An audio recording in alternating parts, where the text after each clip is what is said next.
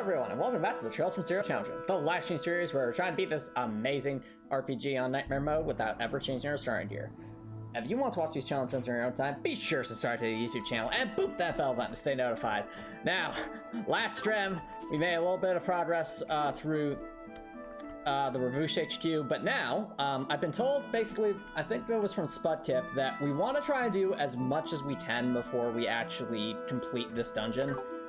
I don't know why, just that was the advice I was given. So we're actually trying to defeat all the super trap chests that have been scattered throughout Crossbell. We managed to defeat 2 of them last stream, and now we got 2 more. So we already know sort of what these monsters are in this one. This one's like giant chainsaw monster that inflicts random status effects that looks really terrifying. And then we have 1 more treasure chest that's level 40 in the Stargazer Tower. So we gotta definitely have some preparations to do to prepare for that. But in the meantime, before we do any of that, we are very low on CP, and we need to get that all back up. So, we're first going to make a little detour here, just to attack a bunch of monsters, get some CP back, and then see if we can't form a strategy against those chainsaw monsters. Hello, Copper Niddleton, thanks for dropping by. What's new in your world? Also, nice cat emoji out there. Actually, I wonder, is it worth our time to go trying to make some more of the... We have a... I don't remember exactly which one it is. Not Reflex Liquid, though. That's really good. I remember we had a recipe that could give us, like, massive evasion. I just don't remember which one it was. There it is, the Endurance Pudding. We're at 13 right now, which isn't bad, but we need more clear gelatin, which we get from these things. Montio. No! What did I say? I'm not exactly... I like to destroy everything in my path. Die! We might want to be careful around that one. She seems a bit feisty. Well, of course she's feisty. She hasn't slept in 4 days. She hasn't slept in 4 days? How is she still functioning? That's a question we constantly ask ourselves.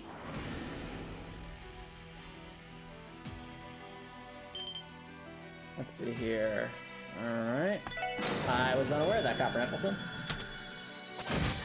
We accidentally started that fight, but alright. That's my own bad. We shall continue. Anyway, we need more CP for everyone. It's a shame that we don't have an orb that will like just steadily recover CP on field, because that would be amazing right now. But since we don't have that, we have to resort to tactics like this. So this is literally the most consistent way I know of to get CP without actually enduring like tons of lesser battles. Just to defeat enemies over and over again. And right now we're working on getting TO CP back up, then we'll try and get doubly CP back up, then Ellie's, and finally Randy's, since Randy's was probably going to take the longest. So let's see here. Alright, if we get a stun on one of these drones, I will go battle them just because they are... Ah, there we go. Just because getting more clear gelatin would be a very good thing for us. Deadly deletes. Yes! More clear gelatin so we get more endurance pudding. And yeah.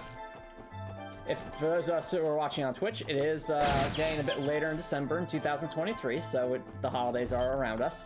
I'm very much looking forward to seeing. Seeing members of my family to celebrate the holidays, as well as just all in all take a nice little winter vacation before the new year. So very much looking forward to. So I'm very much looking forward to that.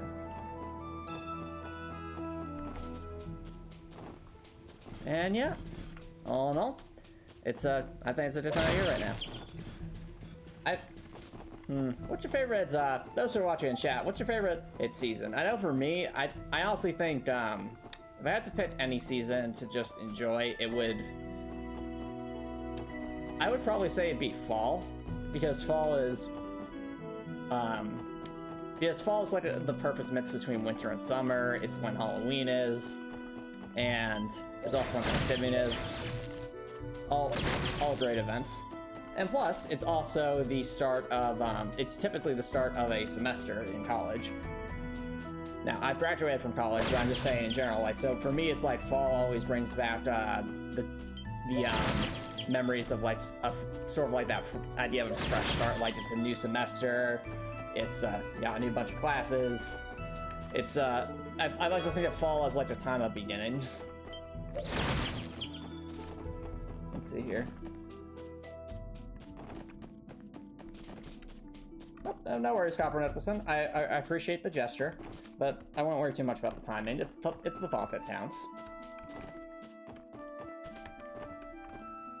Also, you like winter because you get free air conditioning, you just like the heat. Hey, that's a fair point. I mean, especially in recent years, we've had, you know, like record-breaking heat after record-breaking heat in the summers. So, one thing I like to say about weather is that you can always put more you can always put more like coats and vests on to heat yourself up, but you can't always find ways to cool yourself off, and that's just because, again, because we can always like add more layers, but like there's only so many layers you can remove, so to speak.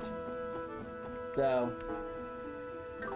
now that being said, I don't think it should be winter like all year round, because then we'd have no food, we'd have no beach parties, we'd have no just pleasant hikes in the woods, but it's important to have a proper balance, I think. Let's see here. Okay. Feeding more random monsters as we can. Keep on keeping on. Also, I'd say if I'd also ask what your favorite time of day is, chat. Because for me, I think my favorite time of day is honestly the early morning, and that's just because that's when I find myself to be most productive. Oh, whoops. Sorry about that, chat. I think I accidentally, hit a button there. 1 second. Anyway, what was I saying? Oh, yeah. So...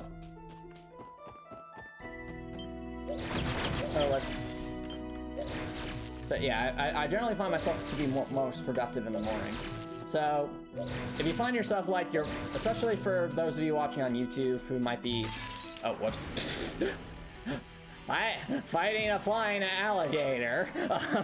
The best way to defeat said flying alligator is to wake up nice and early in the morning when the alligator's asleep, so that way it can't fight back. Okay, well, in all seriousness, actually, you know what? Let's scan this thing. Why not? What I was trying to say is...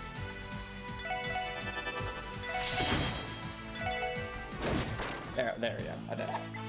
Anyway, so what I was trying to say is, for those of you who are like working on like a big project, whether you're working on a video game or creating a YouTube video or writing a poem or a book or any other creative endeavor that requires just a lot of hours to sink in, especially if you're an adult and you always feel tired after work. One thing I can strongly recommend, at least worth trying. Again, everyone's different, so some people prefer to do everything at night, but me personally, just try the following.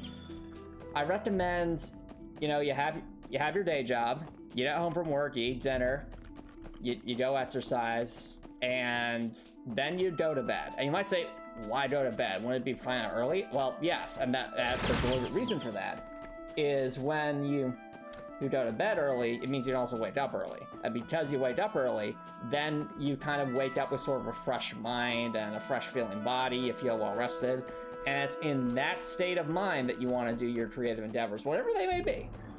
I've tended to find that I'm most productive handling things that way. In fact, that's what I've been doing to work on the next major challenge run video more consistently, is working, again, going to bed early, waking up early to work on it in the mornings. So really hoping to get that high quality at time challenge run summary video out in the next month or two by consistently waking up early and trying to work on it from there. It's For those who are curious how long it's going to be, just based off the audio recordings I did alone, it is looking to be around a similar length of the first crossbow video, so at least over 20 minutes. And definitely don't want to be on the beefier side for video length, but I'm hoping to give it the same kind of high quality treatment I gave the crossbow videos. Because the Hat Time challenge run was a really, really fun one. And there's a lot of things to talk about. Especially when you have, like, I think it's almost 50 levels to go through. I mean, granted, we only need, in theory, 25, but still, there were a lot of things we learned over the course of that challenge run. Just which levels could be completed pawnless, which ones couldn't, how bad some levels were. We also learned about various glitches that, some of which I didn't even know existed. I mean, I remember there was even, like, probably one of my favorite moments from that challenge run was when I think I accidentally discovered a glitch in Yakuza Metro that I honestly had never seen or heard of before. And I don't know if it was, like, a known thing in the past.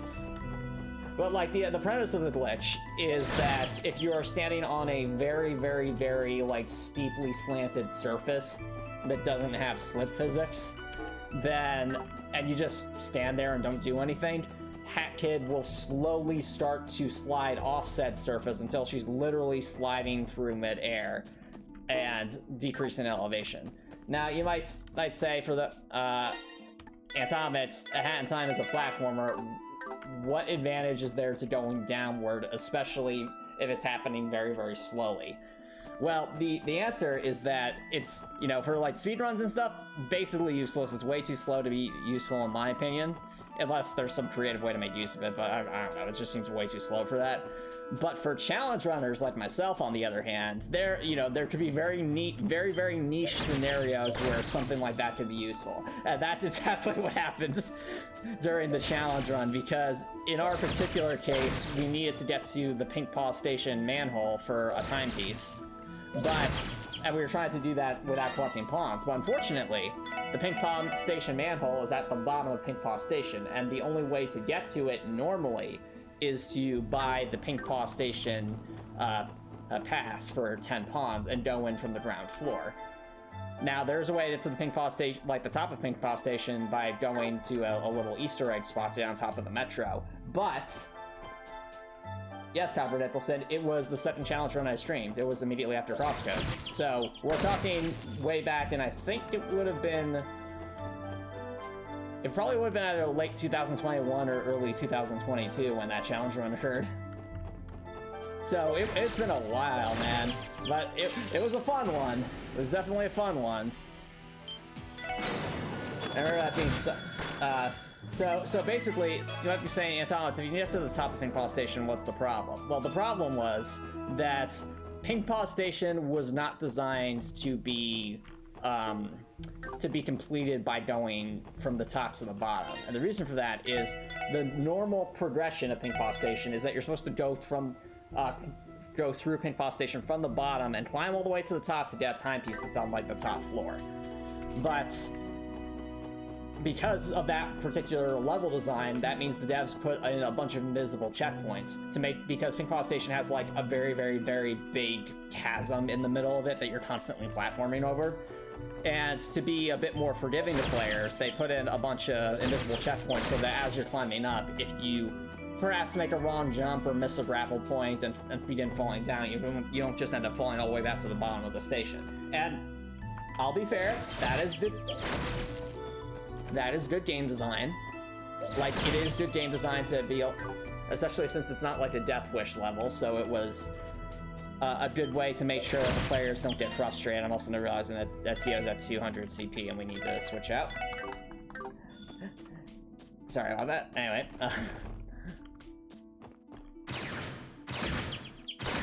Now, as I was saying, so while those checkpoints work great if you're climbing up through the station, the problem is it also means that if you were to start at the top of the station for some reason, like was the case in the Pawnless challenge run, then you end up basically stuck in an infinite loop. So basically, if you try to go downward, the checkpoint just throws you back upward, and thus it effectively acts as an invisible wall that you just cannot get below. Even if you're going the even if you're going backwards the quote-unquote correct way. So because of that, I'd say it would normally be impossible to get to the paint pop station manhole without collecting, well, without buying the Pink Metro Pass. However, with that glitch I just told you guys about, where you just stand on the corner of a slanted surface, like a really, really steeply slanted surface, and then slowly decreasing, your height slowly decreases, the one advantage to that is you end up descending in a grounded state. In other words, the game thinks you're standing even though your Z coordinates is actually going down. And the reason that's good is because we discovered that those checkpoints only work if you're not in a grounded state. So if you're in a grounded state, as far as the checkpoints are concerned, they shouldn't be activating. So because of that, you know, when that glitch is active, we're able to actually just literally stand there and descend through the checkpoint barriers that would otherwise stop us from descending. And that was how, that was the entire reason that was even possible to do the Pink Paw Station manhole pawnless, is because of that glitch.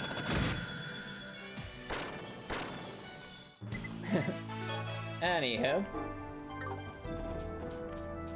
Now that being said, whee! Well, I don't know why we're finding these things, but delete it. Might as well get everyone a little CP and get some monster eggs. Oh, something I'm noticing. I think Dudley's pistol actually shoots just a little bit slower than. Hold on. Is it? Am I just imagining it, or is it like? Okay, never mind. I think it's about the same. I thought Ellie's pistol might have shot a little bit faster and Dudley's a little bit slower to kind of indicate that Dudley's using more like a heavy revolver, whereas Ellie's using more of a light pistol. But I guess I was just imagining that. Though it would be cool. It would be a nice little detail that one's recruit. Hold on. Sorry about that, chat. Just got a little nosebleed. I'll take care of that. Anywho, I can still do this one-handed. Take that, flying alligator. Okay. It's a good thing that this is a strategy RPG, because if this was an action RPG, trying to do an action RPG one-handed is ridiculously hard. But with a strategy RPG, you can definitely take your time, so not as big of an issue. It'll look a little funky, I'll look like I'm moving very oddly. That's because I'm literally doing this with one hand right now. So, and the attack button is mounted to the mouse,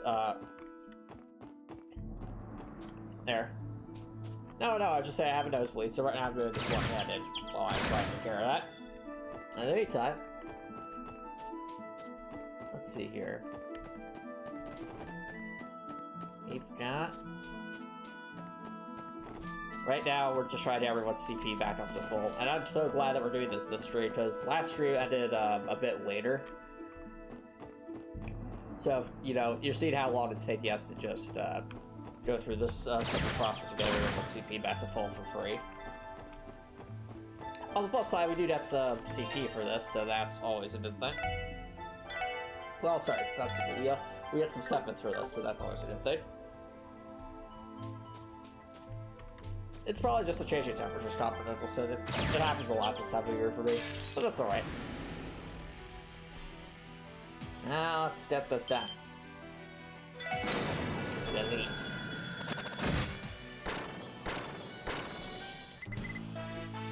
Alright, well, we get a earthworm. I was hoping for some player gelatin so that we can make some more pudding. Oh well, for pudding scrap. Give us the pudding! Or, you know, they don't have pudding, they just always be clear gelatin. Oh yeah! Give us the clear gelatin! Give us salt! Oh, that It's saying that we're salty. I don't know what does. You said it, Randy. Is this what it's always like for you people? Are you always doing these types of shenanigans and banter? Yes, this is pretty far from the course. I'm amazed you're still able to function properly after not getting sleep for 4 days. It's only been 4 days? What do you mean it's only been 4 days? You know. Sometimes I have to not sleep for entire weeks at a time. Those are pretty rough, unless I have some coffee. Unfortunately, someone's been doing all of our coffee to no L Seeker. Oh, excuse me, Tio, but we need Noel to at least have some cognitive ability. I know, but doesn't mean I can't be salty about it. Like this pimpled salt that we got from that one battle.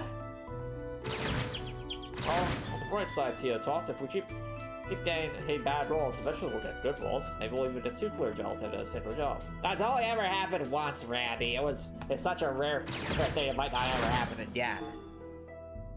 Well, you never know, Tio Tots. You know what they say, I always like to gamble. I don't. Yeah, neither do I. Neither do I. Well, fine, I guess I'm in the minority here, but still. You never know. They say that the luck balance of the universe always swings back. Eventually.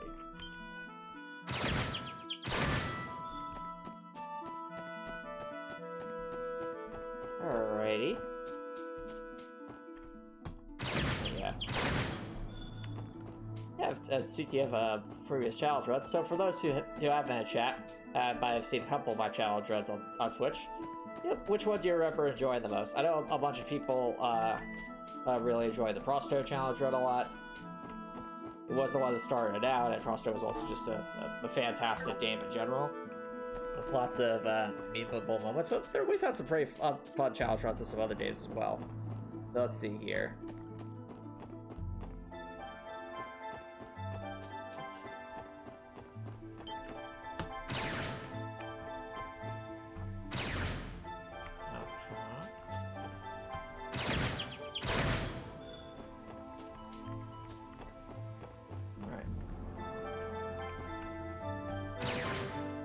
Try to get this thing.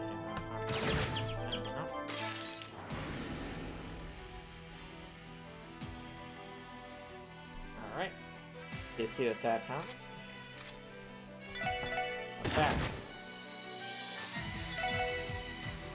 That's where if we level up by doing this, that'd be kind of funny. Probably. Oh wait, that's not going out. Hi there, someone left. How is it? Oh, it's not well. Not if I can help it, be gone. All today's left. What? 3 clear gelatin in one go? Oh, well, I can't believe I'm saying this, but Randy was right. Wait, I was right? Apparently. Oh, this is splendid. We'll be able to make 3 endurance buddies with this. Good job, Judley. Like I said, all the day's work. That was seriously lucky. I've never seen us get 3 in one go. Alright. Let's see if we can get some more. No! My timing is impeccable. Well, I got critical hit at least. Not really matters, but still. Eat this! Eat this! 88 for a critical hit on a monster that's probably 20 levels below us. That's disheartening. Hey, too, it's all to be fair. Your damage credentials all in on your S-crap. That's true. Also, I just noticed that there's also a 200 CPU, so I should switch over. Sorry if I feel like I'm a little distracted here, Chad. I'm just, nothing noticeably trying to deal with that right now. At the very least, it's my turn now. And on the flip side, the more cycles we do of this, the more endurance play we can potentially make, which might be helpful against a melee-based opponent, or basically a non-magic casting opponent.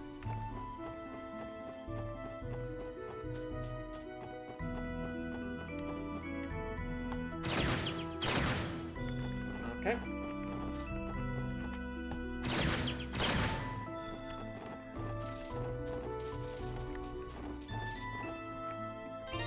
Yeah.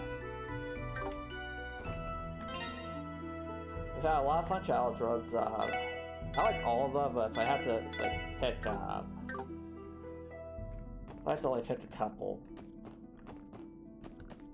I mean, obviously, I'd say the Crossroad DLC would be one of my favorite because that was the Diorubus fight is just so iconic. Or I guess if you go by category. I'll say Sonic Frontiers was a really fun platforming challenge run just because we had to do a lot of creative stuff with avoiding some raids in certain segments. And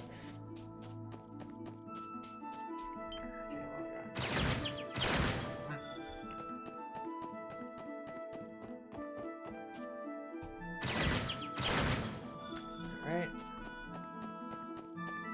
Okay, more speed, more speed. Those just joining, welcome, welcome. We are currently getting everyone's CP back up so we can fight some of the raid bosses in Trails from Zero. Now, why we're doing this right now, we're not like level 40, is because we have Deadly in the party, and Deadly, just by virtue of this being his first time in the party, has higher base stats than basically everyone else by a long shot. So, it's definitely worth our time to make use of Deadly while he's here. The state feel like if we trust this story too far, he'll just leave just like no else either, kind of fades into the background as a guest character. So yeah, the current super trap chest we're trying to fight is the one that's on the bridge in this area. It'll take us a little bit to get there. Come on, now. There we go. The reason why I'm fighting these ones is because we want to try and get...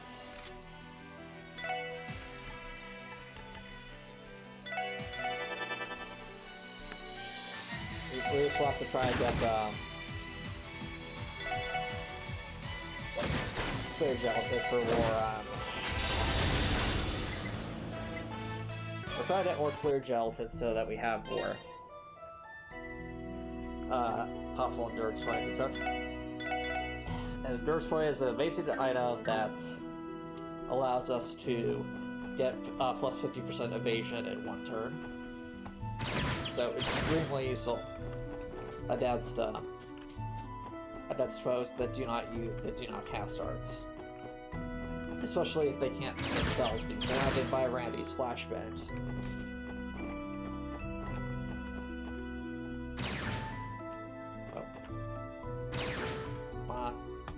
Ellie. Work with us, Ellie. There. Yeah.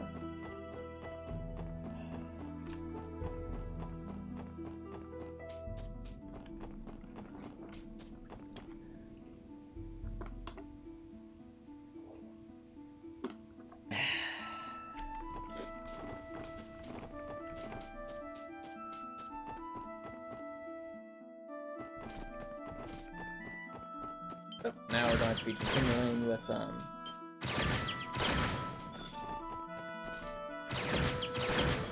this. You might notice that things are picking up now. I think my nosebleed is subsided, so I should be able to keep on moving forward at a rapid pace. Alright everyone, we've been taking a while to get our CP back up to speed, now we gotta go double time. Right, double time! Double time! Double time! Way to go, you want double time? I'm right into that down to me. Take care of this. I'll try. Ow.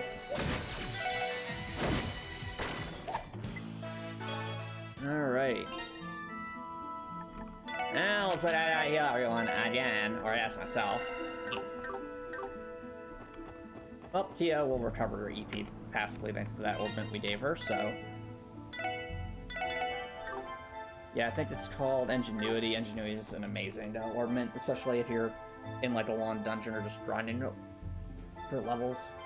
It's good to be able to just passively recover EP in the field so you're not reliant on going to so that you're not reliant on going to a lightsaber for healing, simply or back to the SSS building, simply because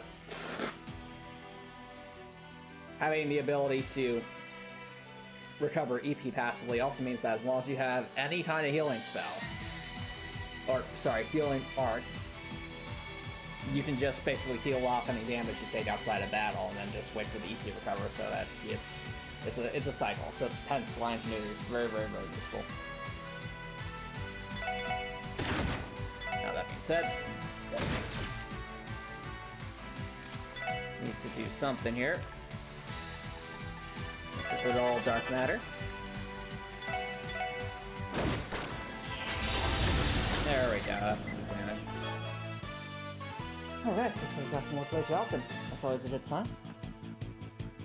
Alright. All that being said, boop.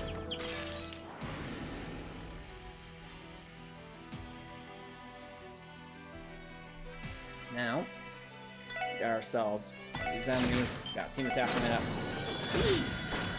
More Clay Jalton. Oh, I saw a little bit of Clay Jalton there, but I probably went a little too fast there. That's alright.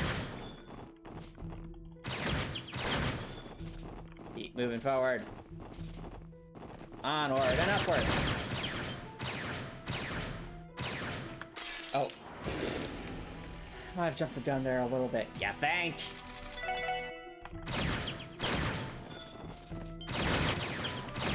Let us out now! Always getting way too aggressive for this. I know, right? Now, Ellie has entered her enrage mode. Enrage! Enrage! Enrage. Okay.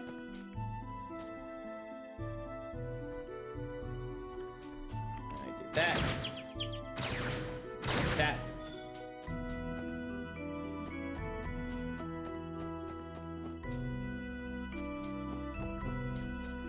See, on upward.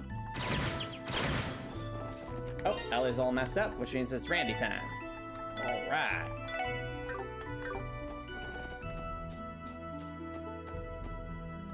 As well, yeah. Randy's gonna be the slowest to get back up to speed just because he has a melee attack that's fairly slow, as you can see. So that'll take a little bit more getting used to. But we'll see what we can do about that. Alrighty.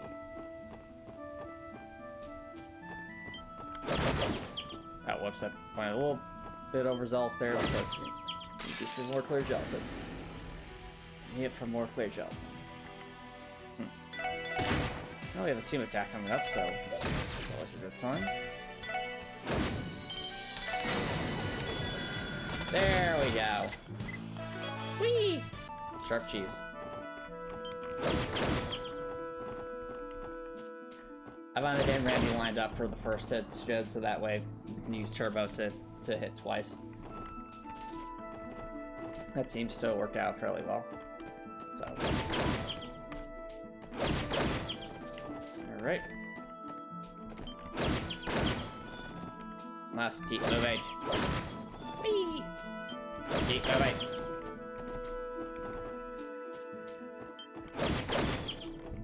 Alright, Randy's actually almost back at the speed, which would be good.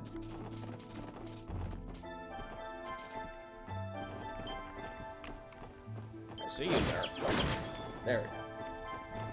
Once Randy's all back up to speed, we'll try to start strategizing against the monsters and the treasure chest up there. I'm curious if corner strat will work, though. I'm going to guess probably not. It's probably going to be some problem that those things are capable of, because I think that they had some kind of like ranged like spit attack, which might prevent us from doing corner strat. There's a couple things I want to try against those enemies before just defaulting to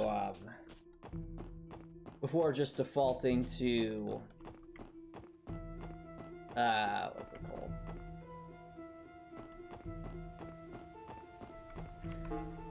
Before defaulting to pudding strat. Okay, we're all backed up. Let's give Ellie the ingenuity quirks just so that she can recover a little bit.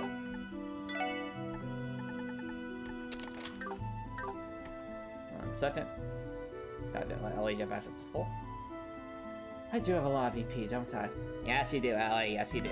That's okay. Not as much as me! Yeah, Geotel is over 700 for some reason.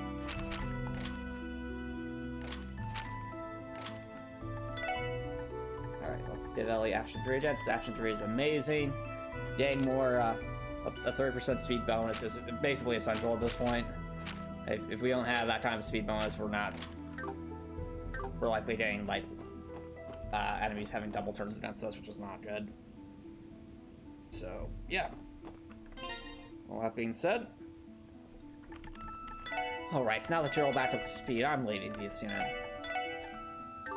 Very well. So, chat, we need to try various strategies to see what holes we can poke in the defenses of this, of the monsters that lie within. No, I don't remember if we scanned these in before, so let's check our monster manual. We are in the Mines Mountain Path. Here they are. The Armored Hydra. Right. Yeah, these things look gnarly. So, they are weak to wind. So, that might be something we can use, but we'll have to... It'll be dependent on getting Ellie in the right, like, position to make use of it. Now, they have over 16,000 health, so they are beefy. Oh, whoops. Let's try to see more info. Yeah, they're immune to basically everything, so... To defeat these things... I want to see if Corner Strat has any merit. I'm going to guess it probably doesn't, in which case we'll have to go with Pudding Strat. But we'll see. Without further ado, time for an attempt, chat. Attempt time. Armored Hydra. Oh, only two of us go first this time. Alright, well, we need to start getting back into position. So, one thing I'm noticing is that these are considered giant-type enemies, and you might say, why does that matter, Antomicx? It matters because if they are a giant-type enemy, that means that as long as there isn't like a 3-block gap, they shouldn't be able to get past us, which means, for Corner Strat, might be able to take advantage of that fact. So, ideally, we want Ellie to be in corner. So, for example, let's say, why does this matter, Anton? So it matters because, again, with the way that works, if they have essentially 3 spaces, that means we can kind of expand our corner out a lot more than we'd normally be able to. So, thinking about, like, strategically, what is the optimal place to put people so that these things just physically can't get to this corner here. I'm thinking a person here, so that blocks that portion. Then we have a person, like, here. So that kind of blocks another portion. At least I think that's how these things work, or I might be drastically overestimating how much space these things need. But they are considered a 3-space enemy, that's why I'm thinking this way. So, if they are a 3-space enemy, let's see if, let's start up an experiment and see if it holds, true. So we want to give whoever is back here the most space. That would mean we'd need a person here. I'm thinking about how something like that would have to move. I don't think they'd be able to... Would they be able to fit through something like that? I think there would be a spot... Would they not be able to fit through? I don't know. Maybe there, and then... It'd be kind of like an archway, so... It's here.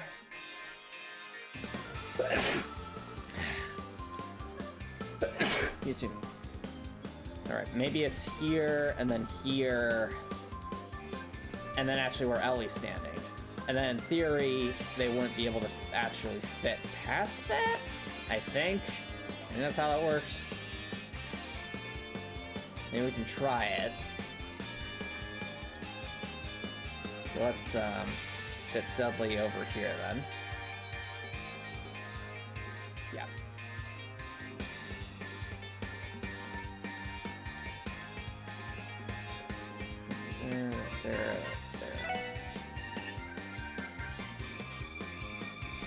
Alright, we need to get Ellie to the back corner so that she can do her thing, so... yeah, they did have a ranged attack. No! Petrification, come on! Okay, it causes blind, it doesn't deal damage. Randy! Tio! No!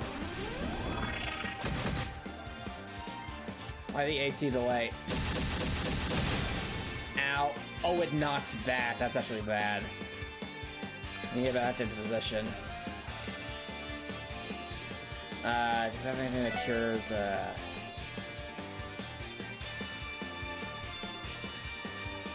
don't have anything that just automatically cures that stuff. Not ideal. I would have hoped that we could have gotten a bit closer.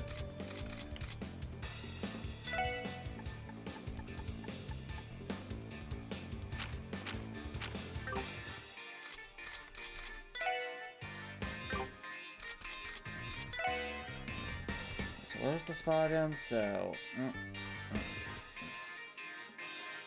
yeah, we need Dudley to be right here, unfortunately.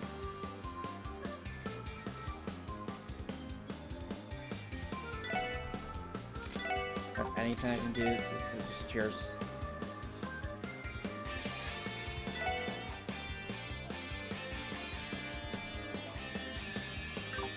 First turn, but there's no point if they're still stuck in that spot.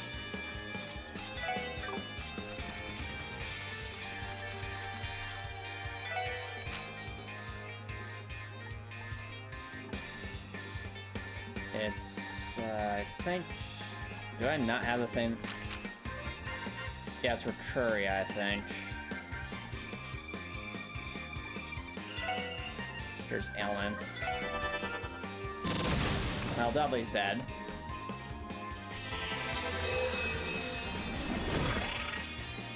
Did they stop delaying? Okay. Finally, I get turned. Alright, is there any way we can salvage this?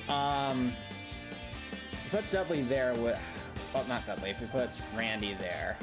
The problem is these things have knockback, and I don't have a way to just knock ourselves out. So there's no guarantee that we're going to end up staying where we need to stay for corner strat. I guess we should go there. It's not ideal, but it's what we can do at this point. Ow, no! Well, corner strat's failed, unless... oh, did corner... actually, maybe corner strat hasn't failed yet. If Randy can die where he stands, and that's a big ask, but just looking at the spacing, that might actually be enough to give us a corner to work with. Potentially. Let's see here. How do I think Ruby should handle series finale? Well, I remember in Volume 6, they brought up how I think it was the God of Darkness that, or the God of Light that said something to the effect of that mankind will be judged. So I think the way that might be resolved is basically whomever is able to gather all the relics in one place, and perhaps all the maidens in one place, will get the opportunity to essentially judge mankind's fate. So I'm guessing that's what it would be, is some big epic climactic battle for that. So that way we have, what's it called? So that way, there's a way to defeat Salem without actually, that doesn't involve, you know, because Salem's immortal, so, like, there's a way to defeat someone who's actually immortal. It might be a technicality like that. So I think that would make the most sense to resolve that plotline. That's my opinion, anyway. Now, anyway, where were we? Oh, yeah. We need to make sure Randy ends up where he needs to be, so...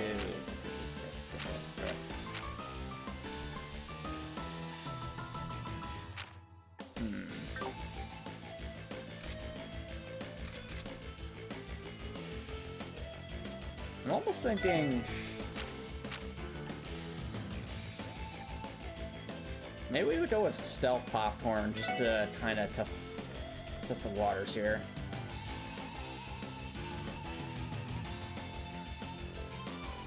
Now, this might seem like I'm doing a lot of effort just to essentially try something out, but I think it'll be worth it if we can see whether or not Didn't do anything. Interesting. Oh, because it physically couldn't. Right. Okay, so any way we can, like... I'm literally looking for something that says, like... And we have this, which could potentially put us in near death, but that's not like the same thing as just knocking ourselves out. Ironically, the one time I want to... Alright.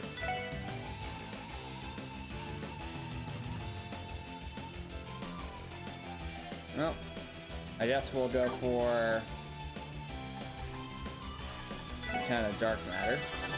Why not?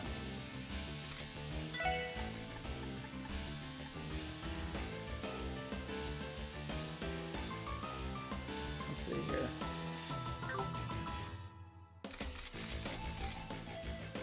There's a critical hit coming up. Might as well prepare our next.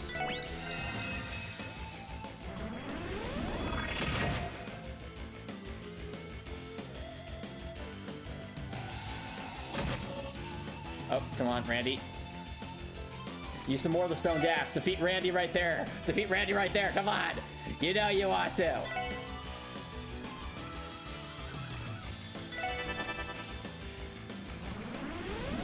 Use stone gas. Use stone gas. Use stone gas. Stone gas. Oh, well, we got Thunder Cyclone off. That's double ATS boosted, so that's something. Yo, that's some damage. Oh, no. No! Oh, that might be horrible. Oh, that might be horrible. Ugh. I think they'll still be able to hit, I think they'll still be able to use Stone Dash to hit, Ellie from there. That's the problem. Ah! I mean, I could use always S-Craft to bring everyone back to life and try to reposition them. But... is that worth it? I mean, it might be worth it. Yeah, the problem is it's really hard to predict where people will die because these things knock everyone around so much. But I think it's worth it.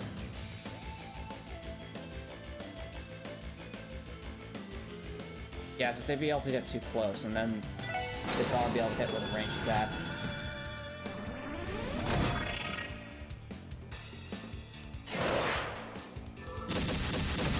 No! No, it's even worse now! Stop! We're going to die. This 2K2 delaying us into oblivion.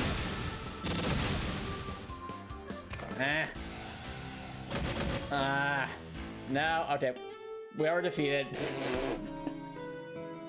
So chat, I think, honestly, we had the right idea. I think corner strat could work. The problem is actually getting destroyed in the right place, so to speak.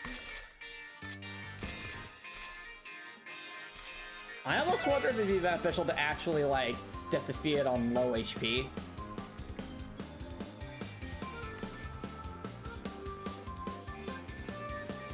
Let's see here.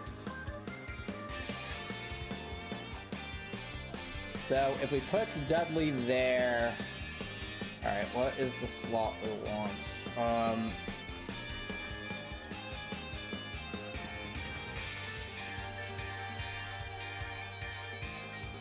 So it's there. That's there. Yeah, okay. Gotta put Dudley here. Ellie goes back to her corner. Tio actually has a chance to move, so Tio can move into that position, and Randy can move there. And that would accomplish what we need, I think. Yeah, we're just going for an L-shaped pattern here.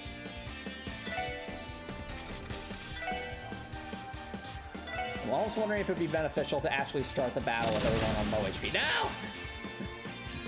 Stop knocking Randy around!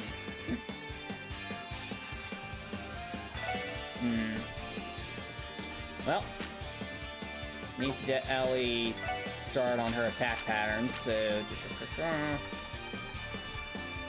where is my ultimate mix? There it is.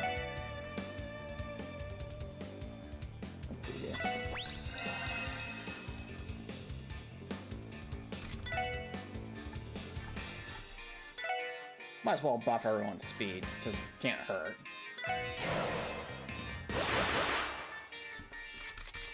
Yeah, there isn't like some way where we could like prevent ourselves from moving, because that would be really, really useful right here. Because right now, there's, I think, a large enough gap there for someone to get through, which we don't want. So we need Randy to get back into position.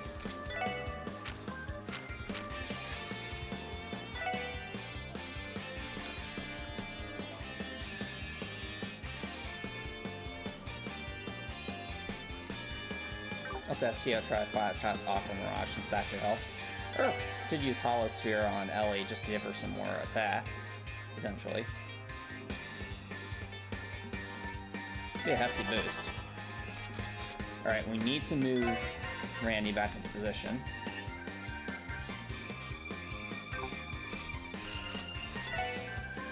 Yeah, I'm not sure if attacking with Randy would move him out of position is the problem, so...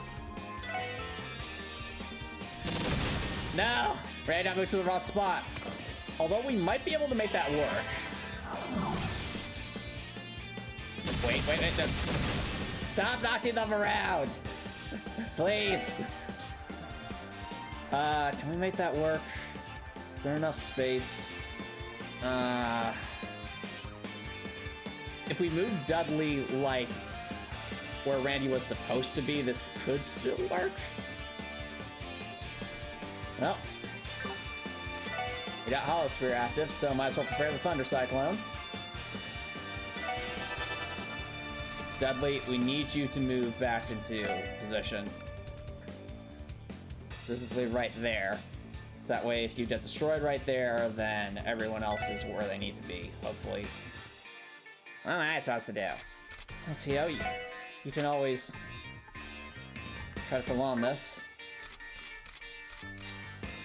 Oh yeah, they're all lined up, so I might be able to at least get an S wrapped off. That's true, Tio. Let's go for... Just need, where's my strength stakes? Where are they? There we go.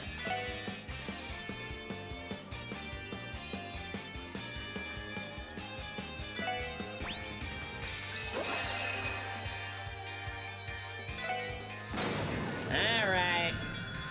You mess with the rod. Come on, Tio. Now eat my laser. Die. It's probably only do like 1,000 damage, but still, something.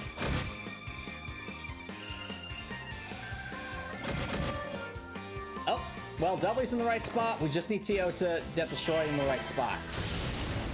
Alright, eat this. Boosted Thunder Cyclone. Nice damage.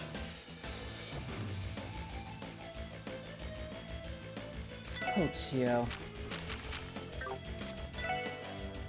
I really hope Tio being petrified locks her in place.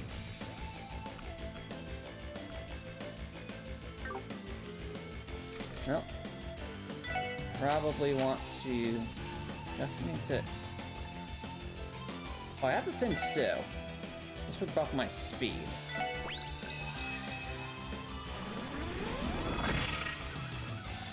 Yes! Yes! Now you're gonna say, why am I celebrating? Because I think we just won. I genuinely think we just won. Like, if they have no way to physically get to us, then we just won. That does depend on what the range of that gas attack is, but... Yeah, I see a critical hit, unfortunately. Well, actually, then again, there's HP recovery, which could really throw a wrench into things, but... We have a lot of... We have a lot of ultimate mitzes.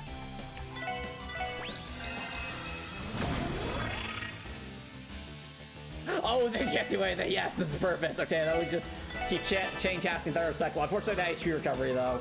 That's going to prolong this fight unnecessarily, but still. Like, with how much damage that does lots. This is really funny. Okay, we need more... Unfortunately, we need more ATS, so... ultimate mix.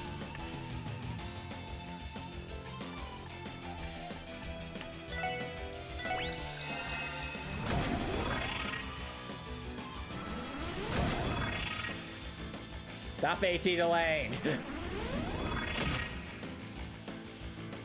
Let me play! Come on, game!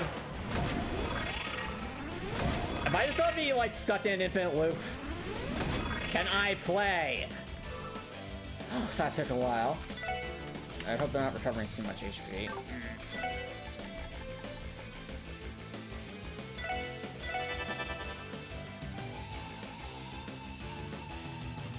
Thank you.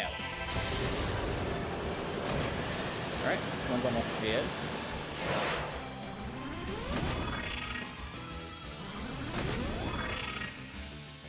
If this actually ends up being cheese, it's gonna be really, really funny. Come on, let us be cheese. So much delay. No! Let me play! Can I please play? Thank you. Oh boy.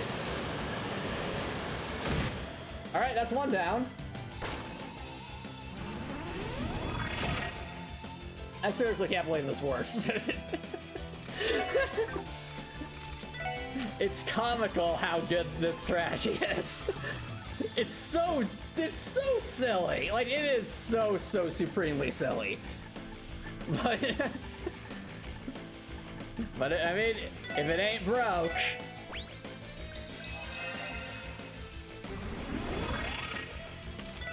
Alright, keep going for those thunder cyclones.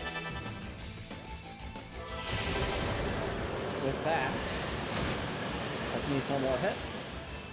This ain't an HP recovery.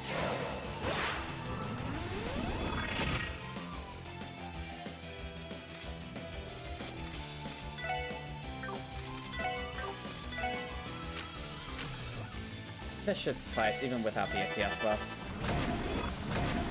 Oh, I thought it was going to be a crit. Oh well. Let's see here. Yes! Let's go, chat! Alright, everyone. Thank you for protecting me. We finally managed to defeat those things. Why it works. Why does that strategy actually work? I don't know, but show me that does. Let's go! Enemy felled! And also, all of our friends are knocked out. We have one survivor, and that is Ellie. Do we have Aethelus? Does Lloyd have Aethelus? Oh, what is Thelis, so.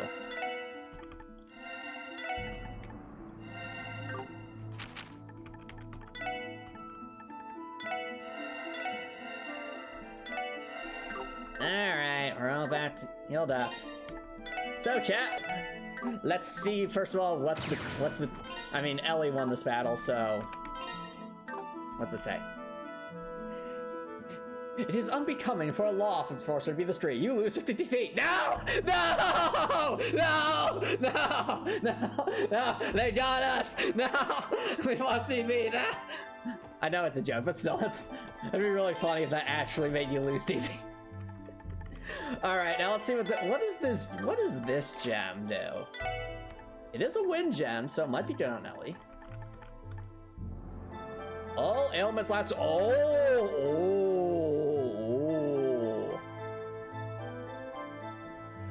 That could be really good. All ailments last for one turn.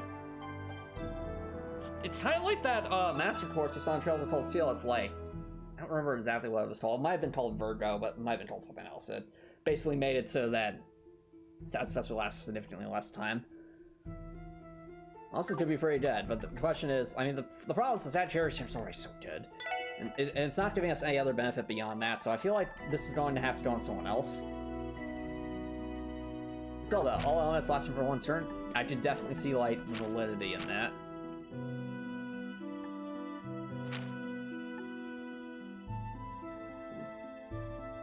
Could be some benefits in having Lloyd use this, since not only would that have him a bit more wind to work with, but it would also make Lloyd sort of like a fallback in case we have like a really strong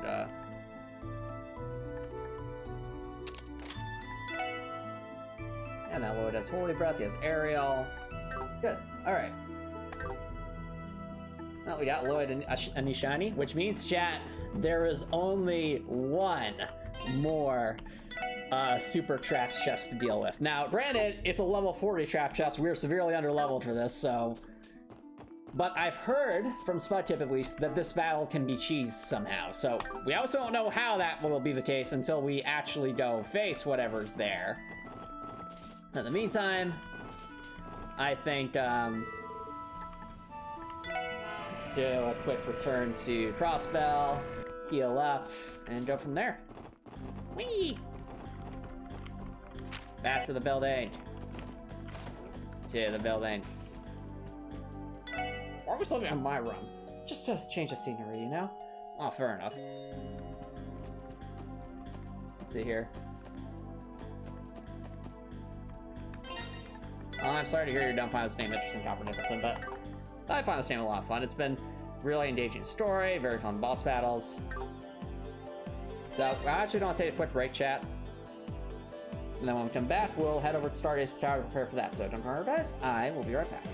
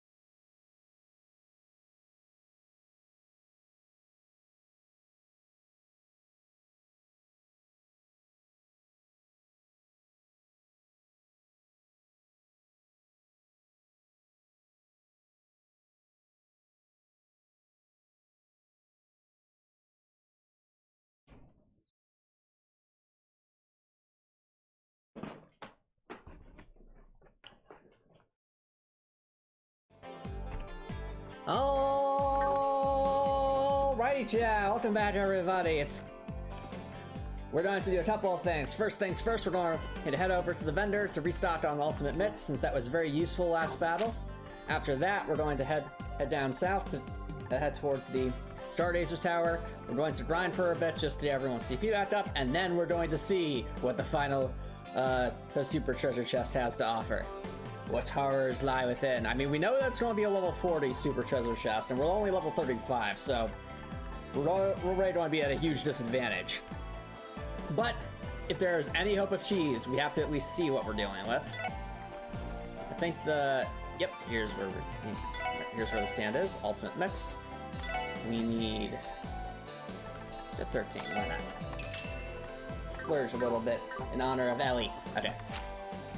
Now we'll head on down south.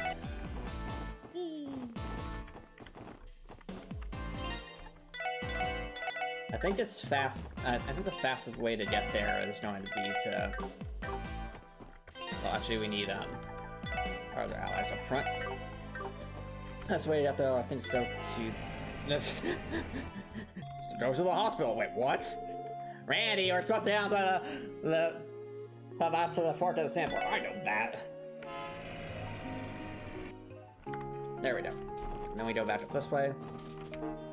Should be right there. Sneak on past. I've already been low level monsters again to recover some CP. Ooh, Mirage stuff, that's nice. Ah, we can't one-shot these guys. Okay, they're a bit too high level. That's okay. We shall make do. We shall move forward. Pick up all the shinies. Ooh, dumplings. Who drops dumplings in a jungle? I know, but at least they're still in the container, so they should still be fresh. That's true. Oh. I remember that, reading that one. Whoops. Nope, nope, nope, nope, nope, nope, nope, nope, nope, nope, nope, nope, nope, nope, nope, nope, nope, nope, nope, nope. Randy, what are you saying? Oh, I just don't want to fight the giant monkeys that could completely destroy us. Fair enough. Alright, we are back at the Stardazer's Tower. And now, the preparations begin. We ascend. We defeat everything in our path, as though this is Sen's Fortress. In a way, for our perspective, it is kind of Sen's Fortress, especially since this is where we had our first, I would consider, true major boss fight. Right, we've had, there were major boss fights against specific monsters in the prologue in the first chapter, but it was the second chapter where we actually fought Ritzia, where it was like, okay, now we're in the thick of things, so to speak, and like now we're seeing like a real boss fight, so to speak. Yeah, that Ritzia boss fight was so cool, by the way, having to fight like all those clones and really having to manage ourselves, manage our resources properly. Really, really, really excellent boss battle, especially for this combat system. And the fight against Garcia was really well designed too. Like Garcia being able to basically one-shot any of us with his S-traps. And us having to also play around the fact that he had like a bunch of minions to work with. Definitely opened up a lot of possibilities. Especially with confusion strats. So remember we used confusion on like the Mafia goons and were able to turn them against Garcia and his attack dots for a little bit. So yeah, that's the treasure chest we're interested in. It's for level 40. So, it'll be interesting to see what kind of cheese might be available. If we're able to do corner strat, that's what I'll want to try and do. But if they outspeed us, then we'll, of course, probably just be dead on turn 1. But you never know. Perhaps we'll get lucky. There are a lot of enemies here, too. Oh, imagine if it's just literally these scales. Like, you imagine the scales from the left is like, haha, this is the final boss now. It's like the scales of fate face you. Or maybe it'll be like a super cannon of something. Like, maybe like just giant death skull turret thingamajig. Or actually, you know what? We've seen cannons. What if it's just a tank? Like a literal tank? Like, can you imagine it's like, you've seen the skull, like, turrets on wheels, like these things, but imagine it's like, no, just full-blown battle tank. Or maybe like a airship or something. I mean, chat, have you got any predictions for what monster might lie within that treasure chest? Let me know your thoughts lots in the chat or on YouTube if you got your predictions. And I'll place your predictions because I have no idea what we're doing. So the only reason I'm guessing like a tank or something is because this area is filled with droids. So that's kind of where my mind goes to. I do be completely off base though. For all we know, it could literally just be some kind of like monster of the darkness or something. Oh, Randy's almost up at max. Yep, okay. That means it's now Dudley's turn. Yeah, his CP recovered. About time.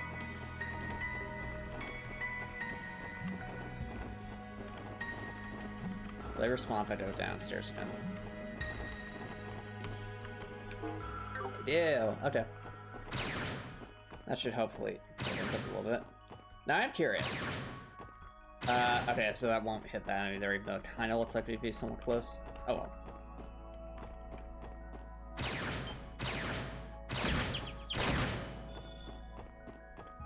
Okay.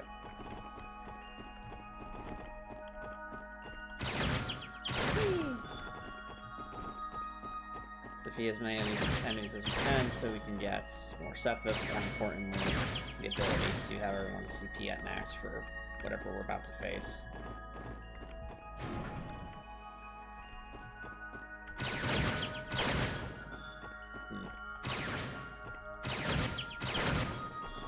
Oh, something I just realized.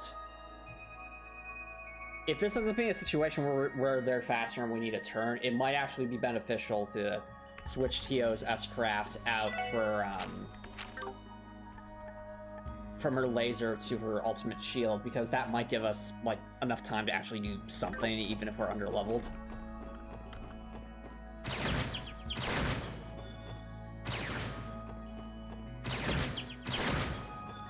And I'll have to keep that in mind when we're preparing.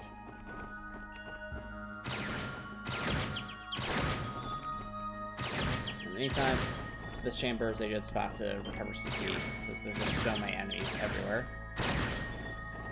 Alright, let's go downstairs, back upstairs, and they respawn. Hey, alright, this is the spot to be then. It's almost like all these enemies are gathered here because they're attracted to the treasure chest. There's some very powerful monster in there, perhaps. Is there a no reason for this? Will it just be a treasure chest full with all these monsters, and just every single tile's filled, and just ultimate spam? You thought it's gonna be a super boss, but in fact it's just regular enemies. Who knows?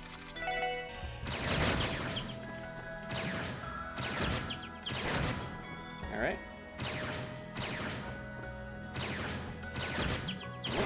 There we go.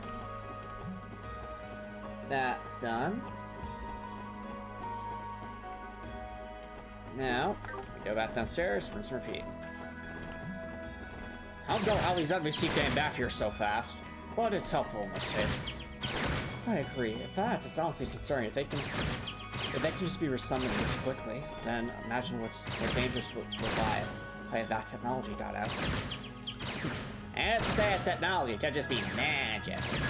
Yeah, Fear Thought's right. There's supposed to be a very mystical air about this place. Well, whether it's magic or technology or both, it is very concerning that these monsters keep coming back so quickly. We must be careful.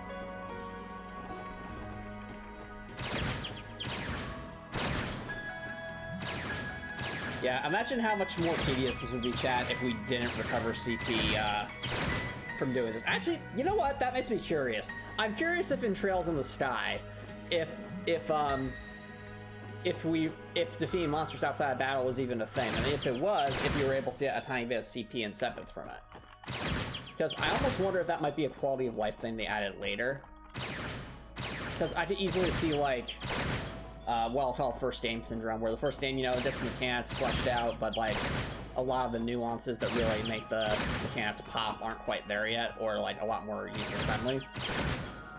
So I do wonder, like, if there's gonna be any game that, like, allows us to defeat enemies outside of combat, but doesn't give us, like, as much of a benefit like this, it might be Trails in the Sky. But I could be completely off base. This could just be, like, how it's always been since Trails in the Sky, but who knows? Like, I'm very curious, because already, like, you know, the difference in like, the combat system between Trails of Cold Steel and this game were massive. At least because especially with orbments only providing like a percentage bonus for buffs rather than a flat bonus, and the fact that arts are tied to like this crystal system rather than actually being tied directly to the orbments, and there's no master ports yet, so very, very different. So I'm curious to see how different it is between this game and Trails in the Sky when we eventually challenge it in that game. Got me curious though. I wonder if S-Crafts were even a thing back then. I'd be curious. I do find it fascinating to see like how older games tend to lay the groundwork for things though. Like, it's easy to forget, like, especially how much content and thought goes into designing some older games. Like, I remember there was a moment where a friend of mine was we were on vacation. So we were all on vacation. We were gathered in like a big house, and my friend gathered my brothers, hers, and some other friends to basically play a modded version of, I think it was Morrowind. And something I remember being just so shocked by is when I went to like the spell school or something. I was like, I want to learn a spell, and I learned that in Morrowind you could actually like customize different parameters of your spell, and it wasn't just like, oh, I'm learning Fireball or Greater Fireball or things like that. It's like, I'm learning Fireball, I want to upgrade it. Okay, do you want to upgrade the damage? Do you want to upgrade the area of effect? Do you want to upgrade, like, just things like that? And it's like there was like sliders for it. And like the stronger you made the spell, the more it costs. I'm like, well, this is really cool and a lot more customizable than it is in the current games. That's fascinating. Alright, Dudley's all ready to go. That just leaves Tia. Yeah, it's about time. It's my turn. It's my turn to shine. I'll show them all. They will all... When I finish defeating all the enemies in the Stargazer's Tower, they all fear me. Fear me. I think we should let Tio get some sleep. I agree. The Tio toss a stone on another one of the rants. Fear me. Do you have coffee? No. Do you have coffee? No. How about you? Are you? Or are you back there by the library books? Why is she so interested in coffee right now? Probably because Theo Tot would need that to help stay awake. I now understand why she needs coffee, so we don't accidentally run into situations like this. Are we seriously not gonna be able to... Okay. There we go.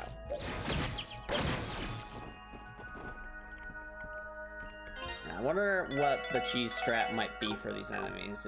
Is it just gonna be corner strat then, or is it gonna be something else? I have many questions. It was interesting though that we could do corner strat against those enemies that still have like a ranged attack, the metal hydras now. Oh, we had Death Blow though. Death Blow didn't work. Oh well.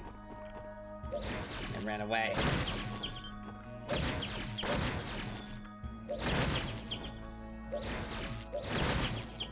There we go.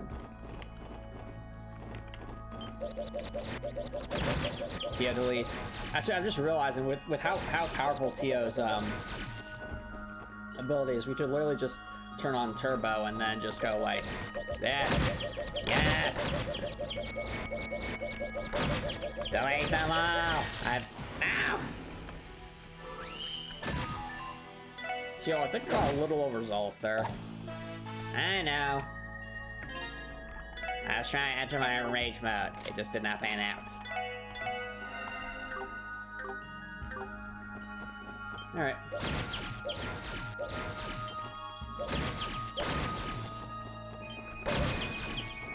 Alright, one more. We're almost to 100, chat. When we're at 200, then we'll consider facing whatever might be in there.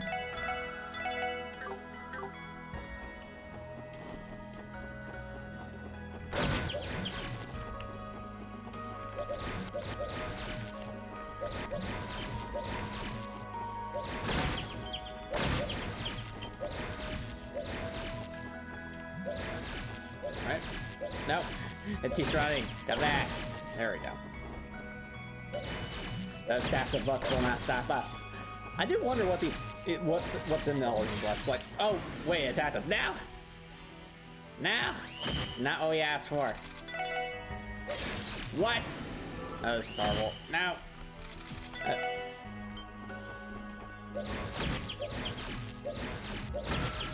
There we go. Oh, yeah, those things were coming, but we survived. Alright. I wonder what gem we'll get from... If we do manage to defeat this stretch I wonder what gem we'll get. Like, I feel like it's gotta be something really good if it's something we're supposed to only get at level 40. I will... one thing I could think of, like, chat, is maybe it'd be the waterfall quartz. Like, I think it exists in this game, but yeah, let's check. Does it exist in this game? Does waterfall exist in this game? I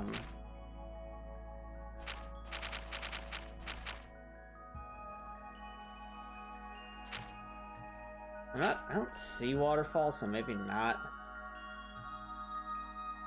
It won't be the Aquarius gem, so we already have that. Here's what gem it might be. I mean, maybe it could be the... It could be the Scorpio gem, possibly. 20% chance to vertically strike, 20% chance to poison. That might be it. Let's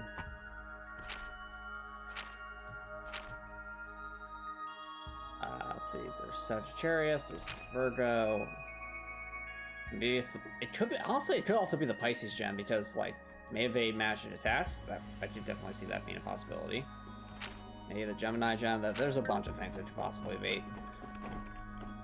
Well, whatever it is, I hope it's worth it. I feel like if it's a star... I feel like if we're in literally Stargazer's Tower, it would probably be a space-related something. You know, just looking at the stars.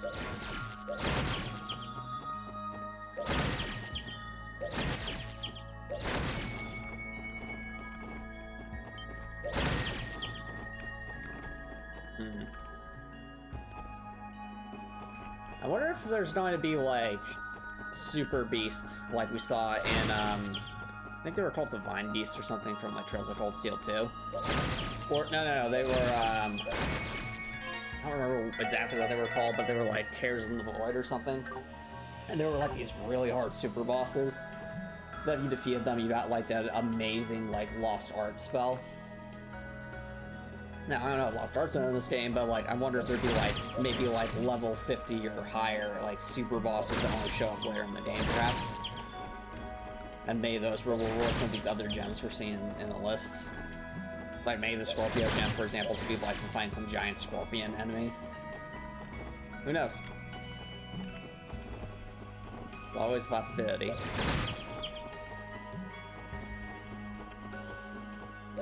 Now, got some of the possibilities. I think we're basically ready to try this out. Let's just clear the floor so we don't accidentally run into anything before we go face. Ah, what did I just say? I said I don't want to accidentally run into anything. We heard you loud and clear, Tio. Thank you.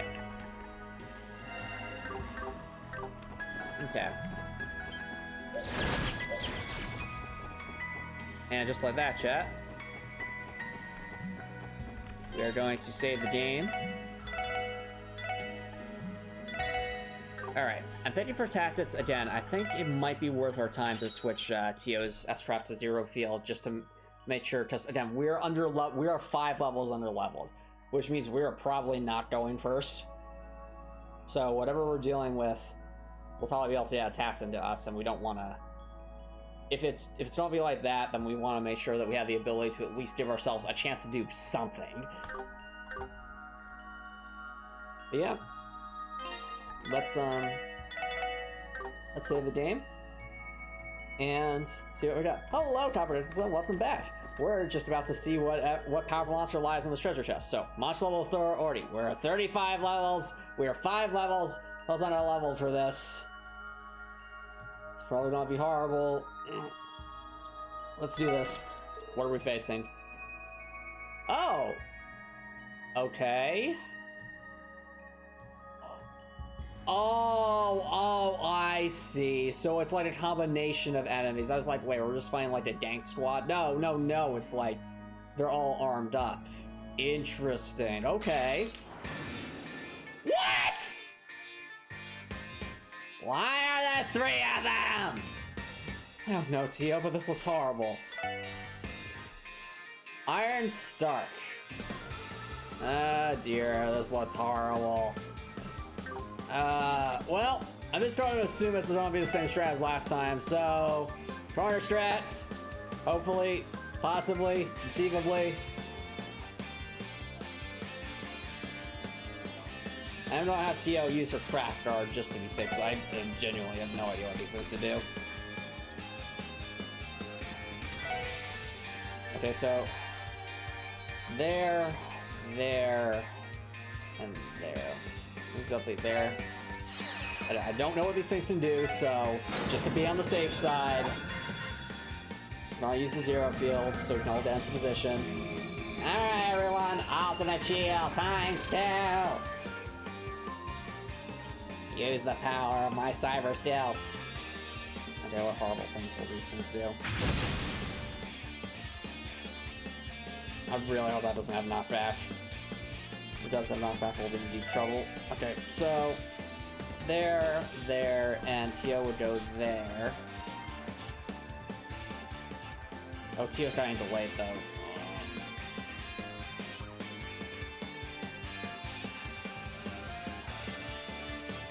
Is that the spot? Wait, so there, and where Tio currently is. If I go like, I think I go. No, they still don't go through anything. Tio just needs to move like one space over. And then we'll be golden. Well, these trap guards are certainly being useful. Come on, Tio, we need you to turn in. Alright, well. Obvious strategy is obvious. We need to increase everyone's speed.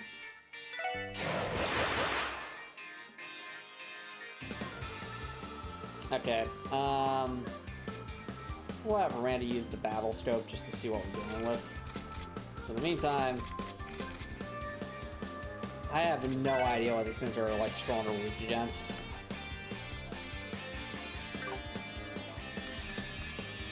Maybe this is the time to actually use...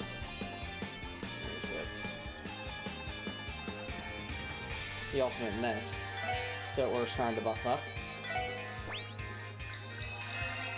Well, with Copper Nicholson, we're trying to defeat like bosses that are 5 levels above us, so we had to really prepare. And when we're trying to grind for levels, we're trying to get everyone's CP back up so we can do various strategies. Speaking of strategies, where are my battle scopes? There we go. Battle scope. What are we dealing with? Okay, wow, I'm glad we checked that. Okay. A soulless armor with a war axe and shield. Removes traps with unequaled might. Appears their weakness is space. But other things are alright. So we have like a strong space move. It's worth our while to go for it. Alright, Tio. What? No, don't flee. Move into position. Also in the position. Alright, now we're all in position. So beginneth the strat. I think Death Spiral, like, Avalon Gate might have a higher base power, but Death Spiral is just going to get boosted, so let's go with that. Oh, but it's not going to hit all of them.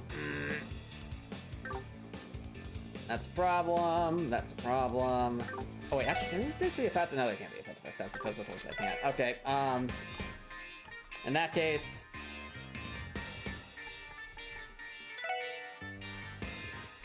Yeah, I didn't spec Ellie for going for those kinds of attacks.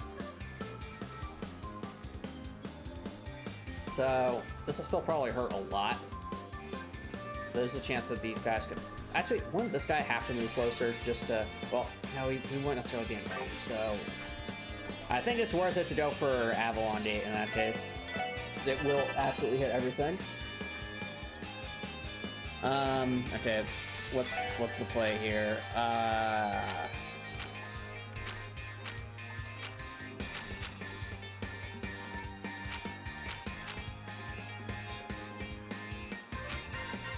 Always go for dark matter. I doubt we can push them, but you never know. Nice, Randy. Took that like a champ. I took that like a champ too. Of course, now my thing's out. Might as well buff everyone's speed again. Unfortunate. Now, I know my time has come, so eat a shadow blade. Alright, please don't knock back. Of course it knocks back. Right. Theo should do a lot of damage, though.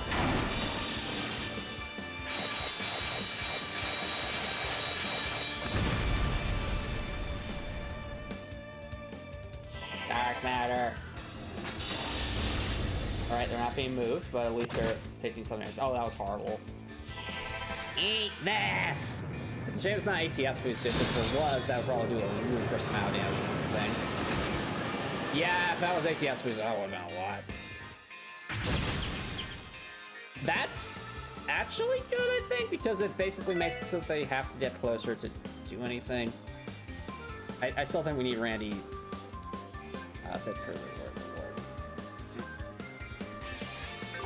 Well, Ellie, gotta keep going for damage. Oh, but no, we only have the ATS buff. Never mind. Need more ATS.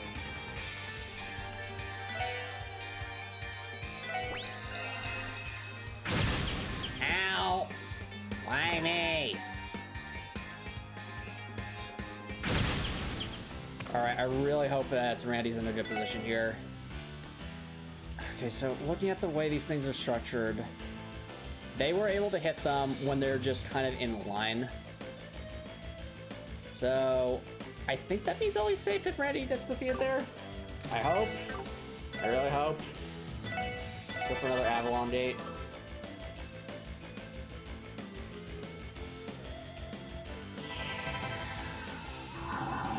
I really hope this works, chat.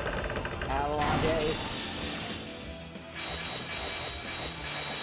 Laying down the Avalon date. Yeah, that's a lot of damage. Wait, yes! What? No! Don't move, don't move, don't move. Okay. Yeah, I think we're in the HYDRA situation. It's like, get out of my way, don't you get out of my way, don't you get out of my way. Like, they're... I don't think they can fit. Now that's the case. They should do a lot of damage. And it's not the way ATL's supposed to do, but who cares? Yeah, they can't do anything, we just won, chat. Corner strat works! Corner strat is the best! I still can't believe this is like a valid strategy. Like, we were 5 levels under level, and we managed to pull that off. Oh wait, no! No, no, no, no, please, no, no, no. Okay. To have self-destruct on top of that? Ugh. Yeah, I could have gotten ugly real fast. Well, we did it. Ooh, the Leo gem. What does this do? Let's sign this. This is a genuinely fun game, Copper Nicholson. Like, if you enjoy strategy RPGs with strong storyline, like, this is really good. So, now, obviously that's not everyone's cup of tea. If it's not yours, you know, fair enough, but I enjoy it. Alright. Leo Gem, what do you do? Gains 10 CP when finishing off enemies. Ah, so this is basically, this is basically the... It's basically Rain's Master Quartz. I'm forgetting what it's called, but basically Rain would gain CP on the enemies. Interesting that this is a super gem, but I digress. It might be good on... Honestly, it might be good to staff this on Randy. Instead of Burn having the Leo gem, so that way it's just recovering CP if he defeats any enemies. Actually, that again, not really too many situations where Leo defeat enemies just to recover CP. Except for like very specific boss battles. I don't know, we'll have to figure something out. Excuse me. So I guess it was sort of worth it? I mean, I guess the one benefit could be maybe we could use it for like a strategy where we face a lot of enemies and then basically recover an S after one move, but I don't know. Anyway, wide, come on, it's cover everyone back up. Now the real question, chat. What will the trap chest say? What silly shenanigans lie beneath here? You came back! You actually came back for me! Yes, we came for that level 40 treasure chest in the Stargazer Tower. We are severely underleveled, but we managed to use the power of cheese to get a Leo gem. Alright for us. I mean, I feel almost obligated to put it on our party members in this case. So you know what, Randy? As amazing as Burn is, enjoy your Leo gem. Heck yeah.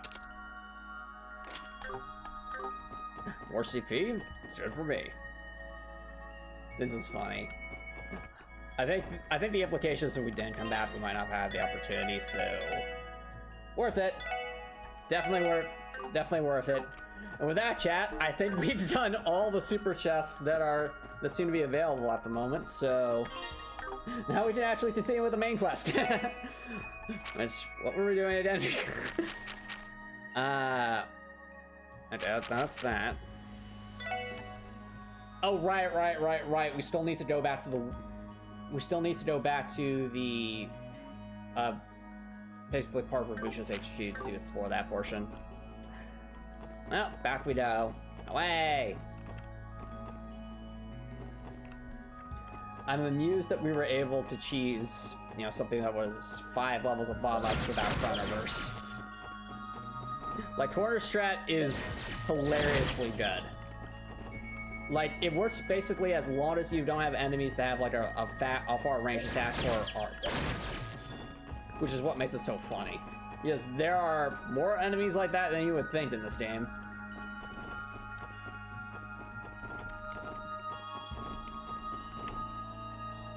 But now, we're going to be continuing on our adventure back to Ravush's HQ so we can get whatever we're missing, hopefully open the safe. Story things will probably happen. And then we might find out more about these blue pills that we're investigating.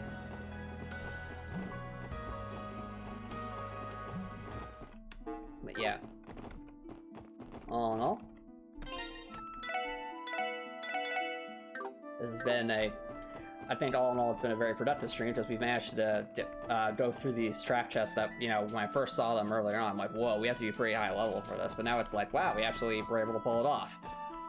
Yeah, if I'm being honest, the irony here, chat, is I genuinely think the level 25 super monkey boss that we fought was the hardest one. Like, seriously, that was one of the 2 super trap chests that had an arts casting enemy, but unlike the others, the level 30 super trap chest near the gates of the Calvert Republic,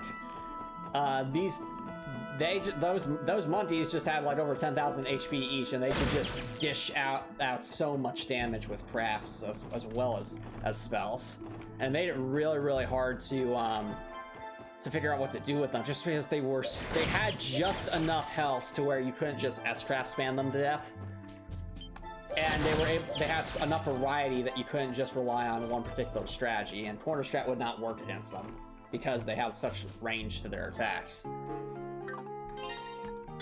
Whereas with the other arts enemy, we could just, reflect our damage back at them very easily and even make good use of certain S-crafts, and they only had 6,000 health. So, yeah. And then the other 3, it's yes, they were higher level enemies that you hit much, much harder, but in all 3 cases, none of them had a long enough range attack to counteract corner strat. So all in all, I guess, I guess we severely overestimated how difficult those treasure chests would be based off of the Super Monkey Boss. At least with, granted, they would have been a lot more difficult if we didn't use Corner Strap, but still, like, Corner Strap was the only way we're going to be able to do that.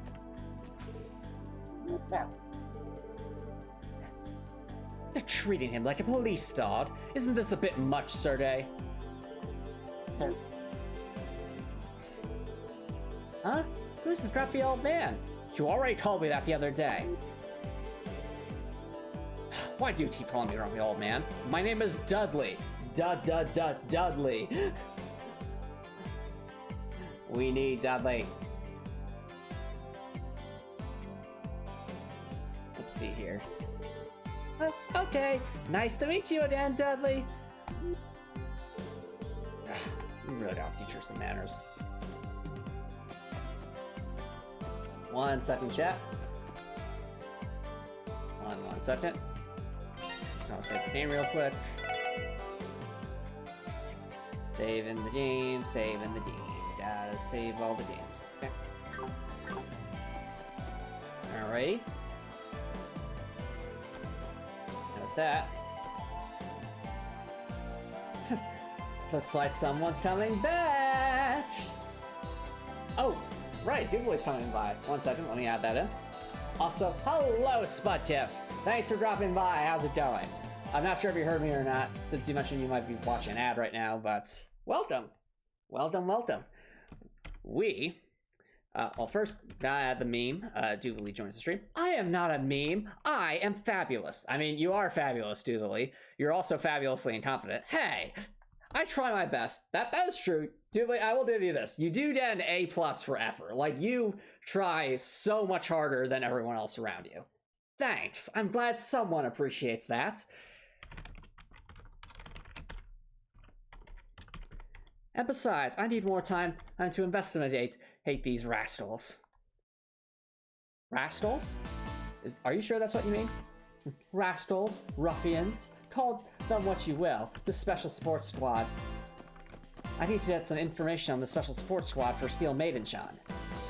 Steel Maiden-chan, you mean the Steel Man? Yep, that's right. How's it going, Spudtip? Welcome. We actually just defeated the remaining Super Trap chests. So now we have the Leo gem and the Birdo gem, and we're actually going to continue the main story now. Yes, it literally did take 2 streams for us to get to this point, but here we are. It's time. Going back to Revenge HQ. Full throttle. What are they doing here? Well, Doobly, thanks to the help of Dudley, and also some weird stuff going on with these blue pills, we're actually going to be investigating this a bit further. I see. Well, if there's been mysterious disappearances, I want to know all about it. I agree, Doobly, we all do, so it's very important for us to investigate this. Yep. Have you arrived, Spudtip? Oh, you're back from the ads. Hello, Spudtip. Thanks for dropping by. How's it going? Hello, Spudtip. Thanks for inviting me back to the stream. I'm trying to gather intel here. Apparently, Antomicx hits claims that they managed to defeat all the super trap chests available at this point in the game. Is that correct, Antomicx? That is indeed correct, Doobly. So today, we defeated the Metal Hydra, and we also defeated the, whatever those giant metal knight things were. And we did it through the hilarious power of Corner Strat. Corner Strat's too good, chat. It's too good. I am genuinely trying to remember which direction we went in, but honestly, chat, have you done 5 of them? Yes, we have. I would like to point out, chat, this is kind of funny. We actually can't get knocked out here. Like, we can go down to 1 HP, but not actually get knocked out. And this kind of hates the point of this whole trap, doesn't it? Why would... Okay, I may be incompetent at times, but that is just sheer negligence. I agree, Doobly. Like, seriously, how do you, like, mess that up? There you go, all of them. Alright, awesome. Well, I'm glad we've done all of them.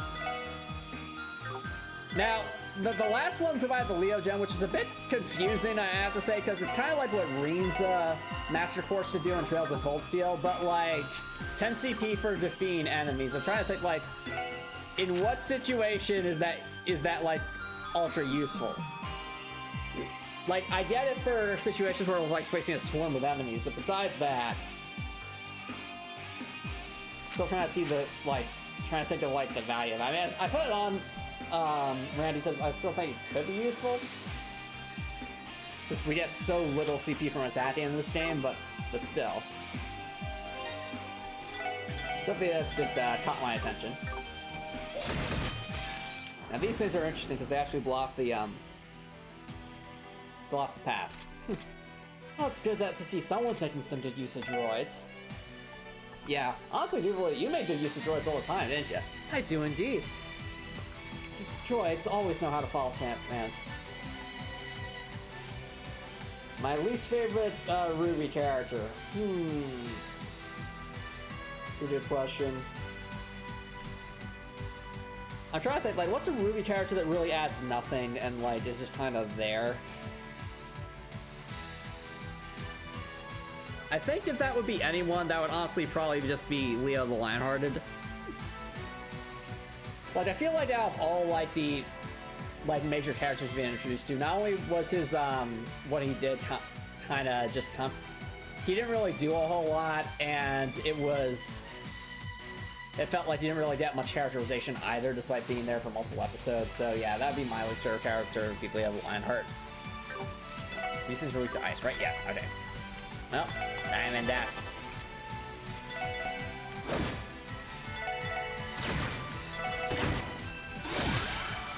Now, so much for diamond dust. Oh, come on.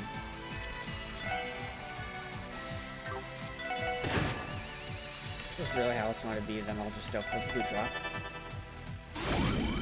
Why is it I'm always getting attacked? Well, because you're quite capable of you, thought. Actually, no, Neptune. Okay, fair enough.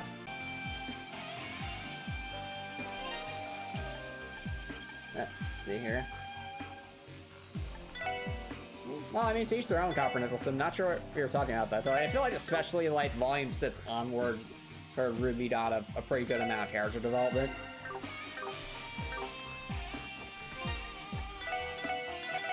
But yeah, I can see your point about Neptune Spot Kip. He doesn't really do very much. Like, at least Sun did stuff in Volume 4. But, like, Neptune, he's just kind of there. Yeah. And I'm not sure what you're talking about there, Copper Nicholson. I know there's, like, a homophobic Ruby meme, but that's not the same thing as the canon Ruby. Okay, so we need to go this way.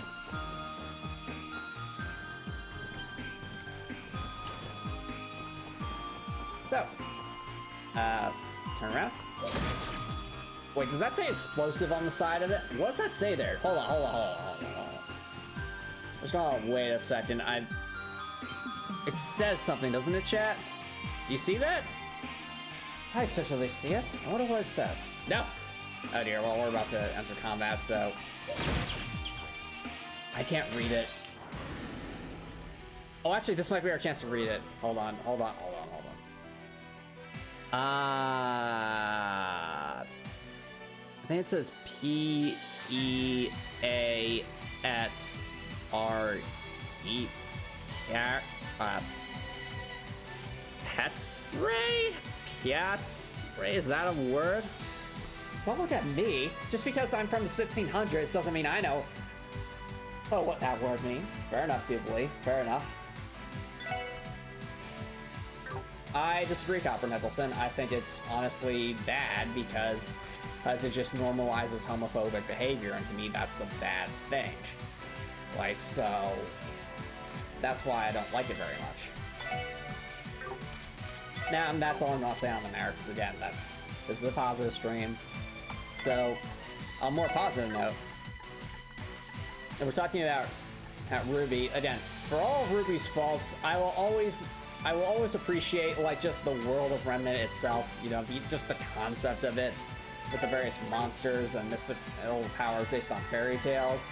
And then also, I like the idea of mixing medieval weapons with modern weapons as like a multi-weapon kind of thing. I thought like those two things alone are really cool, and the concept of semblance is pretty cool as well. Just having like your own personal superpower, like just how cool is that? You know, like it's really fascinating. All right.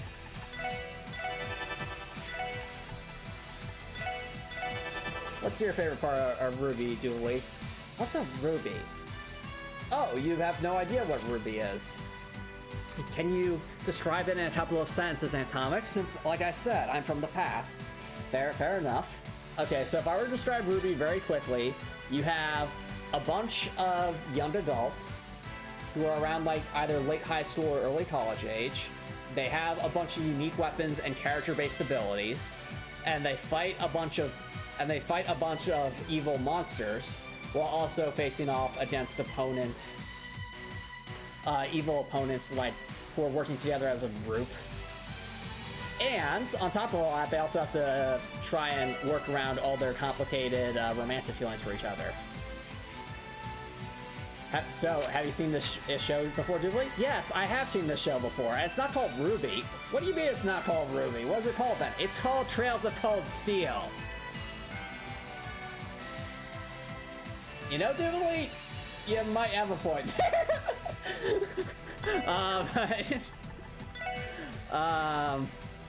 I mean, tell me I'm wrong. No, everything I just described would fall under Trails of Cold Steel. You feel like Jubilee would like John. They both use swords and shields, and they both sim for a lady that uses a pole. Wait, what happened to Dudley? No!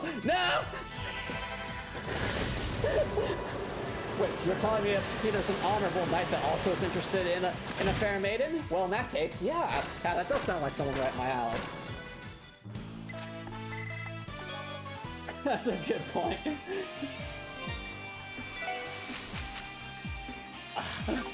I like how Dudley, when he's like knocked out, he's just like, I'm just so done with all this. Okay, sorry Dudley, come back.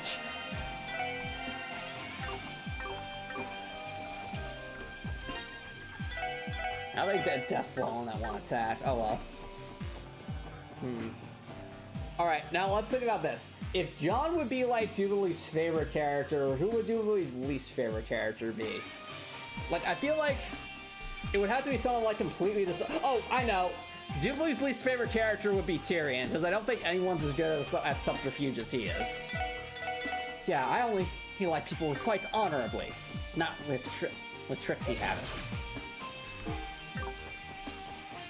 Alright, I think this is the right way. I'm so lost. Where are we going? Is it this way? I think we want to keep going down. Up, here we are. That's what I was looking for. Probably hit Crow. I mean, I'll say this. At least Crow is willing to fight on a semi-fair playing field. Like when he fought against Winter. But whereas, like with Tyrion, he never fights on a fair playing field. He's always trying to get under people's skin. So I feel like for that reason alone, he disliked, Jubilee would dislike, Tyrion just slightly more than Crow.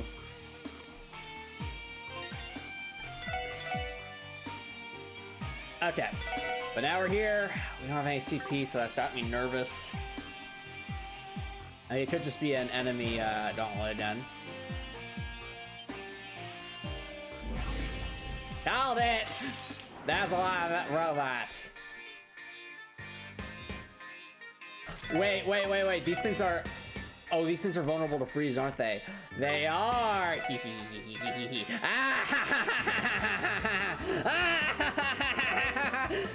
Time to use my mini gun! Die! Yes! This is perfect. This is the best timeline, chat. This is the best timeline. The power! I like how we finally made good use of it.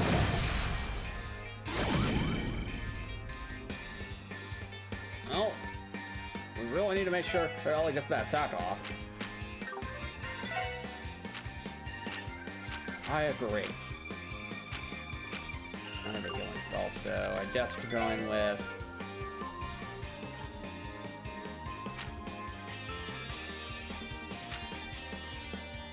I want to use a Terror Bomb, unfortunately, but really need the HP.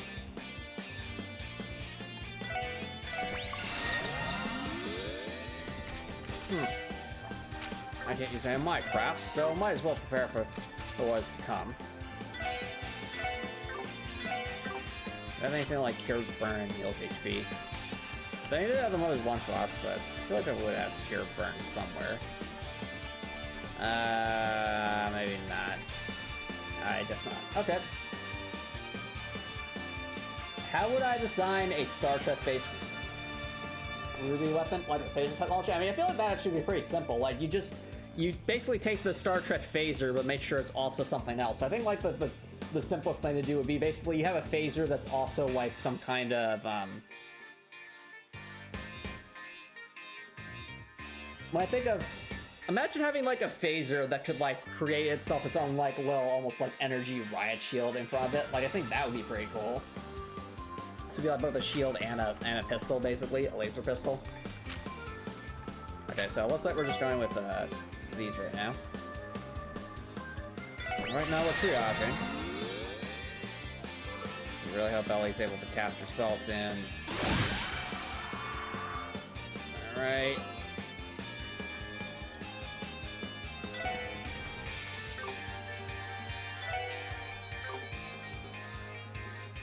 Nope, Tio's turn is not coming up anytime soon, so that's really annoying. But then Tio did an amazing craft ability, so... Let's heal Randy up. Oh, Randy's not getting knocked out now! So much for that idea. Let's heal myself then. Ellie deletes! One move, let's go! Yes! Unfortunately, Randy's saying none of that SP. Oh, I would have been getting out of that speed too. Oh well. Not EP charge, some TR bombs. Oh, okay, we got a TR bomb buff. That's good. Well, that was spooky. Let's heal back up.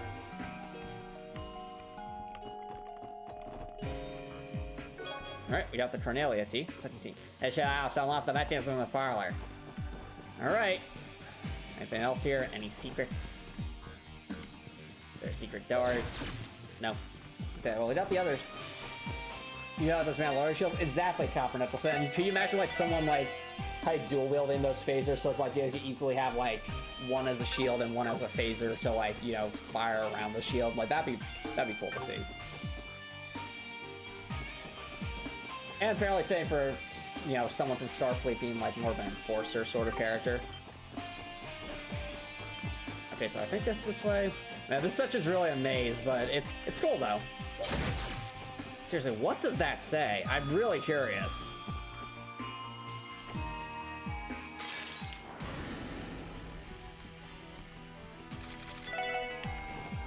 Now we'll just run on past.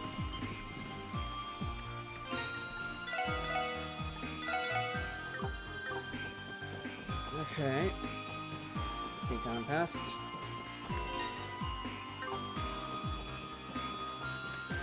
Alright, there's a decent chance that we might encounter a boss battle if the structure of previous chapters is anything to go off of, so I think it's worth... Ah!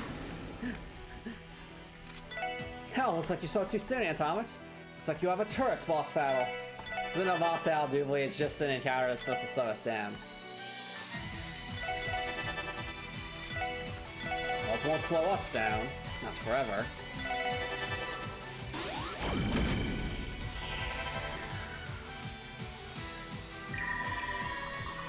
Yeah, so it's supposed to be reflective, Copper Nicholson.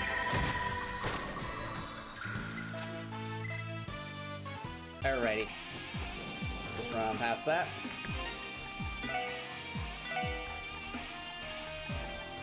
Pass breath a couple times. There we go.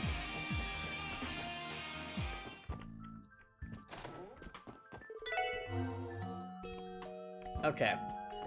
So, I'll ask the question real quick, chat. Is it worthwhile for me to go grind real quick to get my CP back? Or not at this present time? Because I don't want to, like, end up in a boss fight if we're not, like, in a good spot. You know what? Why not? Let's go over to the Mines Mountain Path real quick. Grind back up.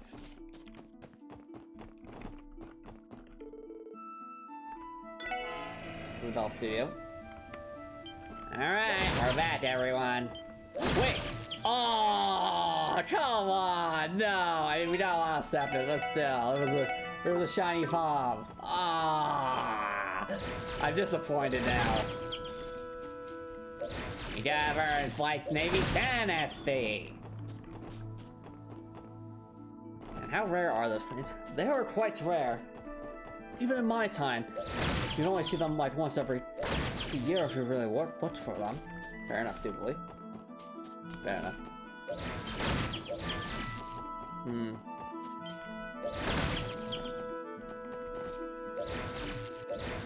Meh. Meh. Attack. Attack.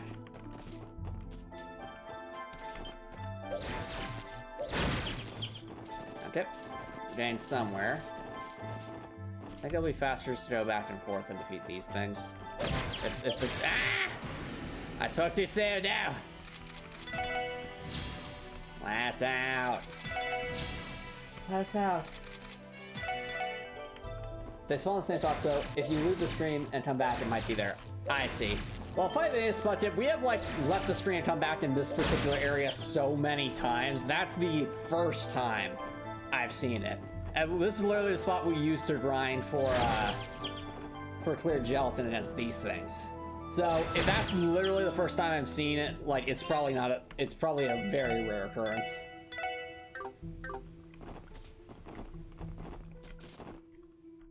But I digress.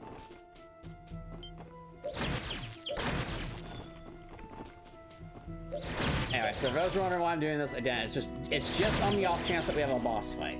I want to make sure that if we have a boss fight that we're prepared. And if there's no boss fight, then at least we're preparing to have CP for when we might need it later. Yeah, I mean, at this point, the Trails games have taught me to be very cautious. I mean, we're already up to, I think, 49 deaths at this point, right? Yep. So, already, I'm pretty sure this is either on par with or surpassing the amount of deaths we had in Trails of Cold Steel 1 and Trails of Cold Steel 2. I might be wrong about that, but it's definitely feel like we're getting up there, especially since we're only in Chapter 4, and if it's anything like Trails of Cold Steel, this should be like maybe a 6 or 7 chapter game, I have to imagine.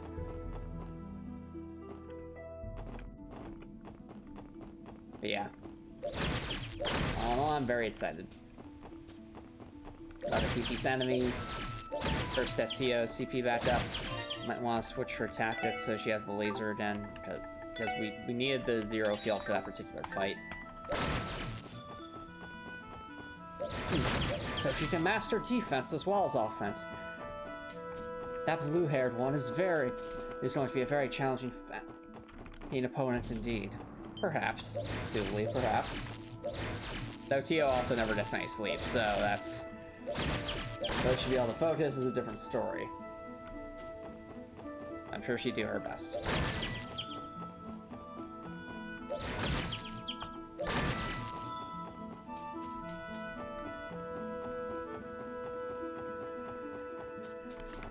see what we can do here.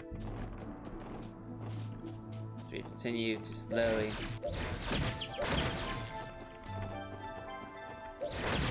Everyone CP back up. It's not... Shiny. Okay.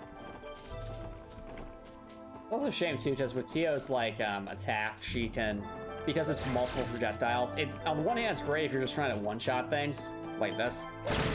But on the other hand, if you're trying to actually start a battle, you have to kind of get lucky.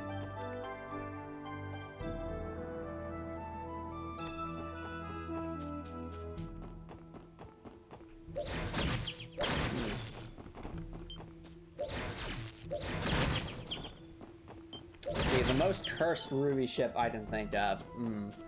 Well, I don't know what you would call the giant whale grim, but I think, you know, that's technically a ship because it can fly and it covers all the brim. Well, it carries like the brim ooze. So I think that giant whale grim, that monstro, if you will, would be the most cursed ship by default, just because it's capable of carrying so many monsters, so therefore it is cursed.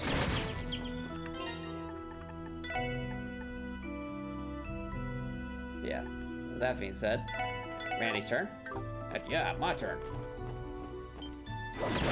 Yeah, I'm not going for clear gelatin this time, because I think, how much clear gelatin do we have? Clear gelatin. Let's have at least a little bit. We have sets. Not bad. Okay.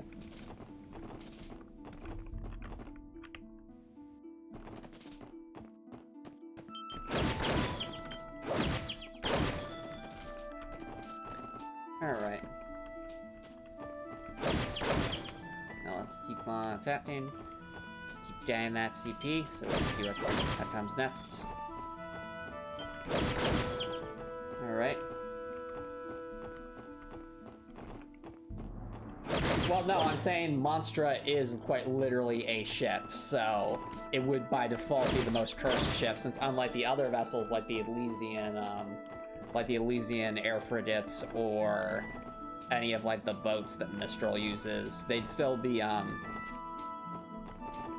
the Monstra would be the most cursed out of all of those ships.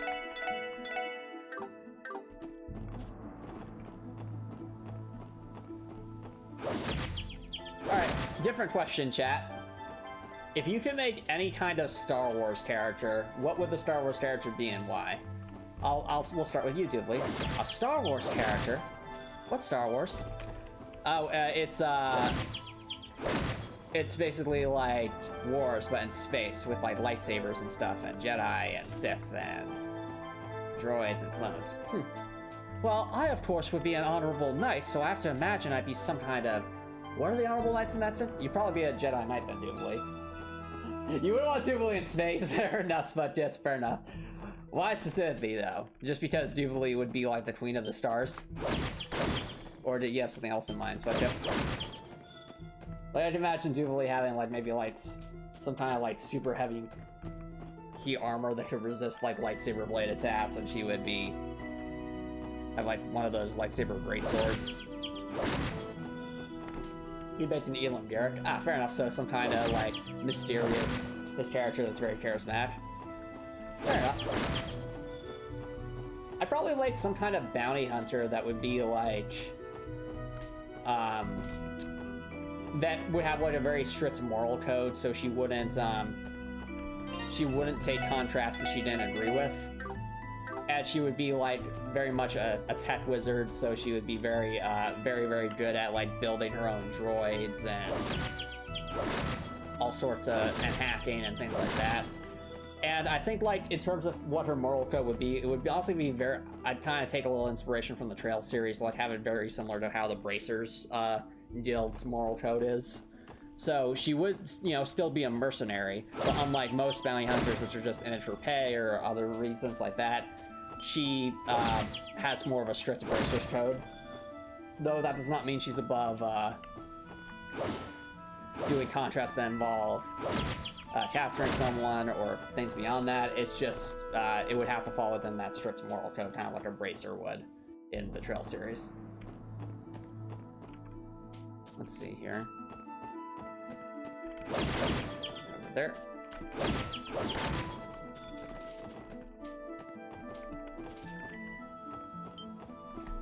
So, what about you, Spud? Yep. Do you have any Star Wars characters you can imagine? Or what kind of Star Wars character would you be interested in? Yeah.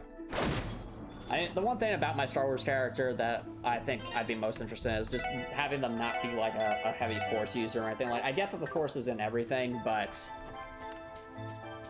to be at least, I've always found it more interesting to see like how quote-unquote ordinary people get by in a universe where there are literal space wizards.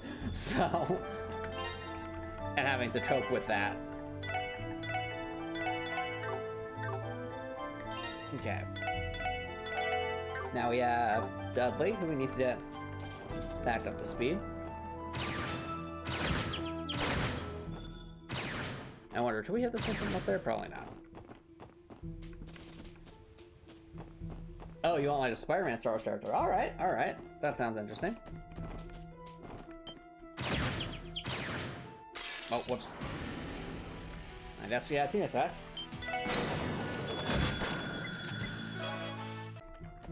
Apparently we got a team potato over that. And potatoes are nice, so... That's always... That's good. I like potatoes. In fact, I just bought a nice, I think it was like a 5-pound bag of potatoes, just so that I could make my own baked potatoes for dinner on some nights. Baked potatoes are so good, and they're really easy to make too. Like, as long as you have some kind of toaster oven or way to, you know, way to bake the potatoes, then, you know, they don't cost very much to buy in bulk. They provide a good amount of calories, and they're filling. So combine that with some kind of meat, and you have yourselves a nice, fairly straightforward dinner.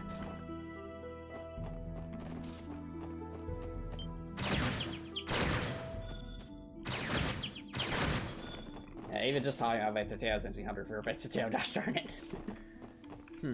Do you like baked potatoes, Supli? If I'm being honest, I honestly prefer them mashed. Really, mashed potatoes? Any particular reason why, Supli? Why, it's simple, of course, because that's how we always have them in the battle feasts we have with the Steel Maiden. Ah, that makes sense, Supli. You have an idea for a Grey Jedi that doesn't use a lightsaber, but instead surrounds their hands with force lightning so they can flip lightsabers? Dude, that sounds so cool! That sounds really, really cool. Like, seriously. Like, especially after seeing the Ahsoka series on Disney Plus and seeing Ezra fight using just the Force and martial arts without a lightsaber. Like, that sounds so cool. Like, imagine, like, literally, like, hand carrying a lightsaber or various attacks like that. Like, that'd be really, really neat. And when you've heard of Grey Jedi, I'm guessing Spud Kip, then you've played some of the Knights of the Old Republic games. Yes, those are like some of the areas where they actually do explore kind of the morals of the Jedi and the Sith and kind of in between. I think Knights of the Old Republic 2 especially explores that fairly well.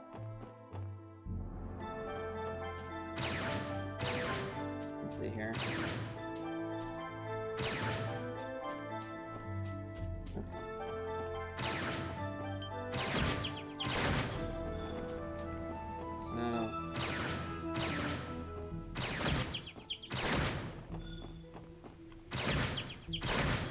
Some more CP.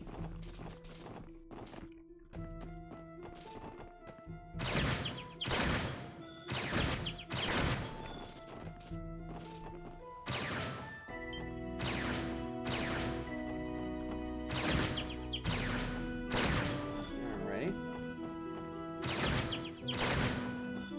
We're almost there, chat. Making good progress, making good progress.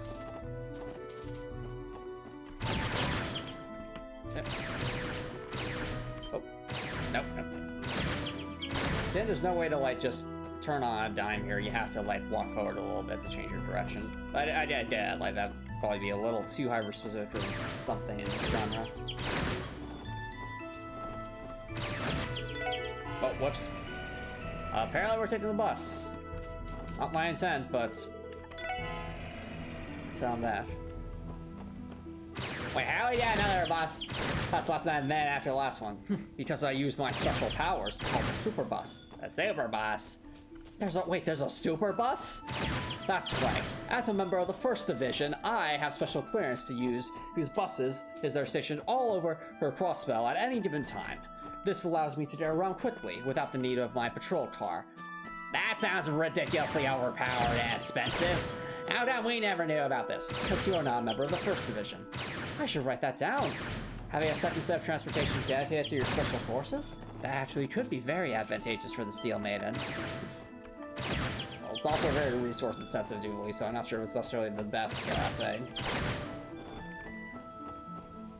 I wish I had a super bus. That could just take me places.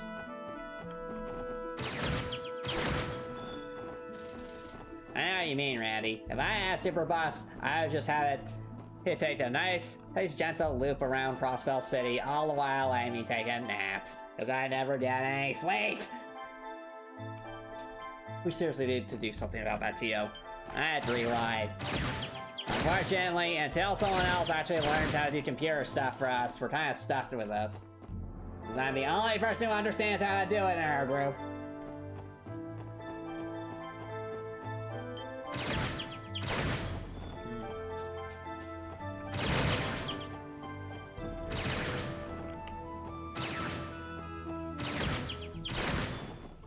Let's go on up.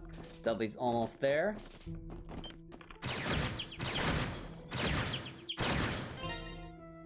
Alrighty. Sorry for the wait, chat, but... Ah! The rabbits. They sneak up on us. Okay. Alright, let's move back to the front of the party.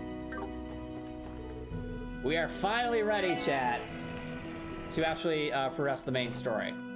I'm just going to dispatch to Ravoosh HQ.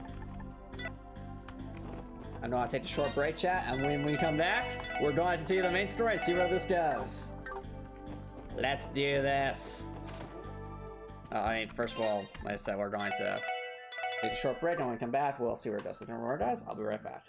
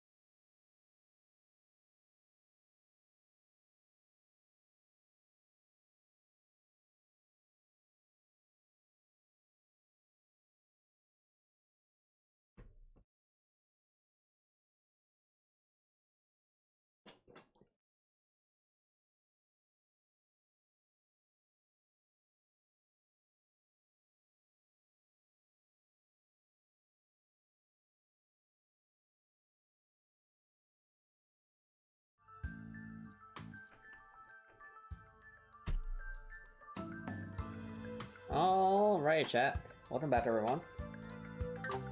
So, I'm after our many side quests and many more shenanigans with the trap chests. It's finally time for us to continue the main story. Thank goodness. You people seem to get too easily distracted. What you call getting too easily distracted, we call preparation. Could Bastila grab lightsabers? I don't know, but I think she was quite capable with her battle meditation, though. Ooh. I don't know if we've seen Force user engineers, but I will say it might have been Plo Koon who actually came up with a more constructive use for Force Lightning. So, like, it was like a version of Force Lightning that could basically incapacitate someone rather than being overkill like it is with the Sith. And on that note, there was actually I think it was Darth Revan who made the observation that the light side is actually stronger than could actually be stronger than the dark side by a mile. If I don't remember exactly what it was called, Coppernicus, I just remember it was like some kind of green lightning. But as a little aside, I think it was Darth Revan who basically said that if Jedi were actually willing to form attachments out of love or friendship with people, like to have those kinds of physical connections, well, not physical connections, but like those kinds of connections with people, friendships and love, then they would actually be able to use essentially that passion, like that good passion, to make themselves way stronger than any Sith could ever be. They may become Grey Jedi, basically.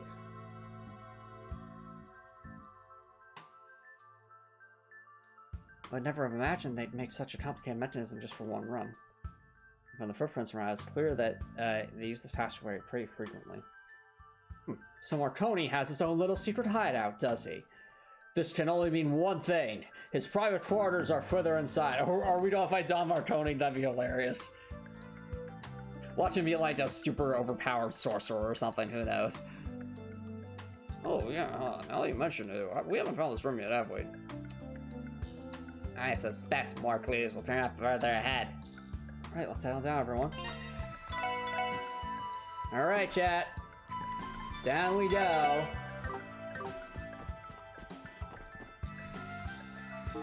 Oh dear. I see the lightsaber, chat. I see the lightsaber. That means we're in for something. Oh boy. Well, I'm glad we grinded then. This is a really long hallway. I'm always waiting to fall through a trapdoor and fight Bowser. Bowser's in another castle. Is it this Marconi's office? Oh, we're last by way of guidance. As soon as we enter the door, we'll have our answer. Enough standing around, let's go inside. We may be able to find clues regarding the whereabouts of the missing people. Oh, that sounds horrifying. Intruders detected. Exiting standby mode. Oh, is this like a cloaked enemy? What? Everyone get back. We're about to die, probably. Uh-oh. What is this thing called? What?! There was something similar like the Trails of Cold Steel too, so I just think that was based off of this thing. What is that? Is that like a robot samurai thing? What the heck? Robots? Hey man, I'm sorry for making fun of all the mechanisms in this place. Switching to interception mode. It's time to get good. 5 turrets identified, weapon analysis complete. Mustang activated, initiating interception. Oh, this looks horrible. Oh dear. I can draw attack units. Alive, everyone. Let's send this hunk of metal back to the scrapyard where it belongs. Got it. Uh-oh. This is horrifying. I don't think corner strap's gonna work against this thing unless those missile pods are just for show. But I doubt they're for show, so they're... I don't know how horrible is this going to be. Regen and Kappa. And... Mustang. Oh, we're still in corner strap mode.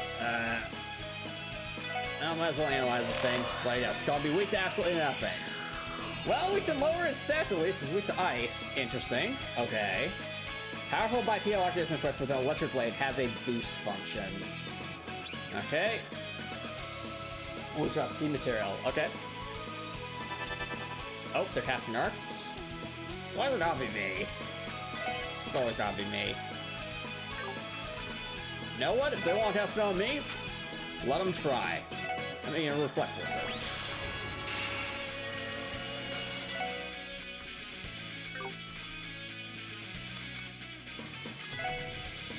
Weak to ice, which means Tio also might be the call here.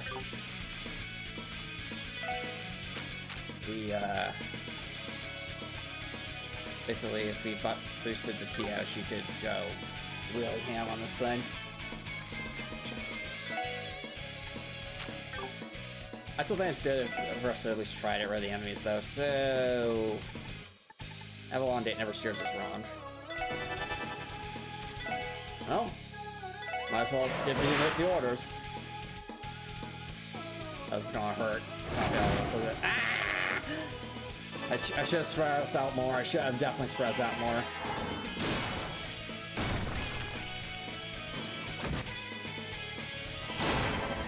Ow. Oh, he's petrified. That's horrible. Eh, let's let him heal him then.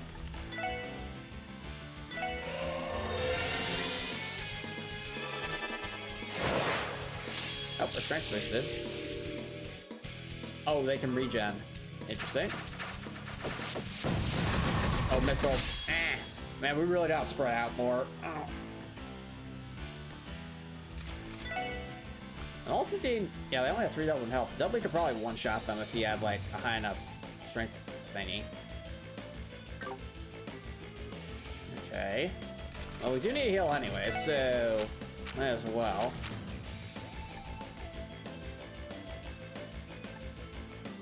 Let's go for... Nope, we don't use them that often. That's noodles.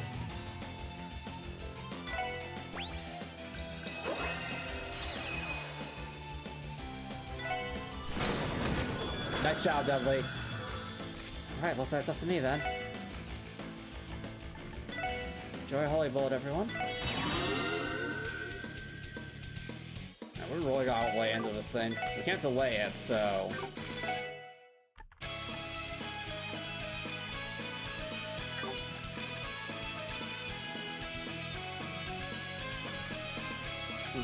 Might as well buff Teotot so that she can do some spells. Good idea. Give Tio. Where's the thing? Alright, no worries. That's for my laptop and don't have a good rest of your night.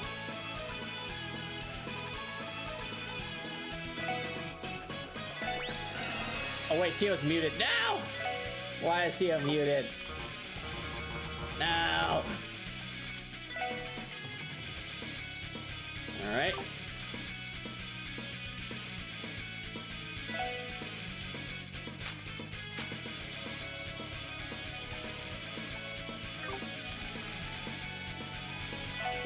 You get rid of the mute.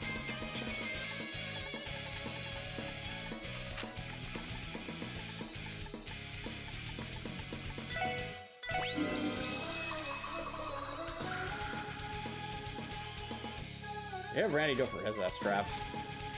Well, actually, wait.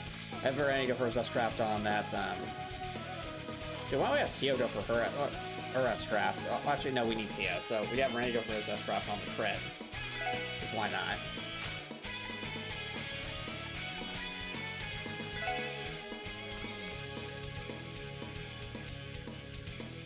Probably cure Elliot for,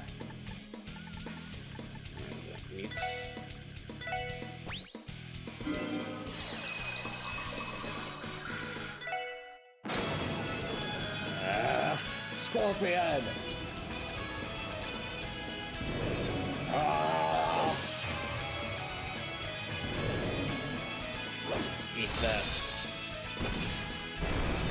This is a really cool animation. Good damage. Oh, spawn more allies. Ah! No! Oh, no, we're so dead. Yeah, we really just... I think this is quite a doable fight. We just need to actually spread ourselves out a bit more.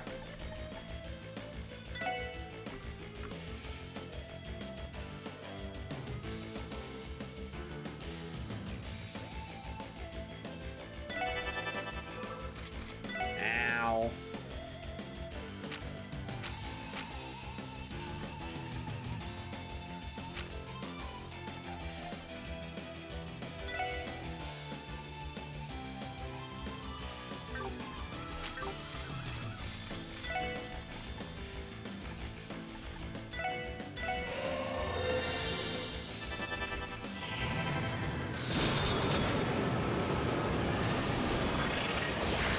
That.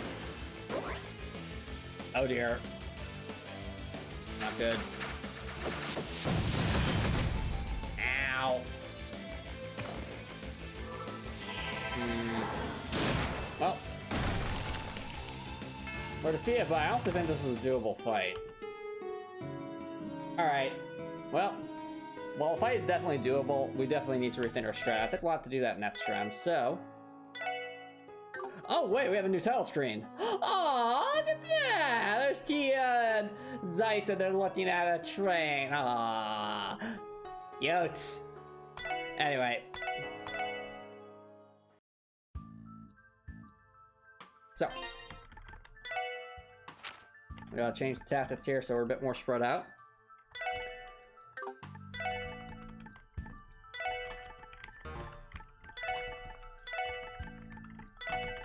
Try something like that.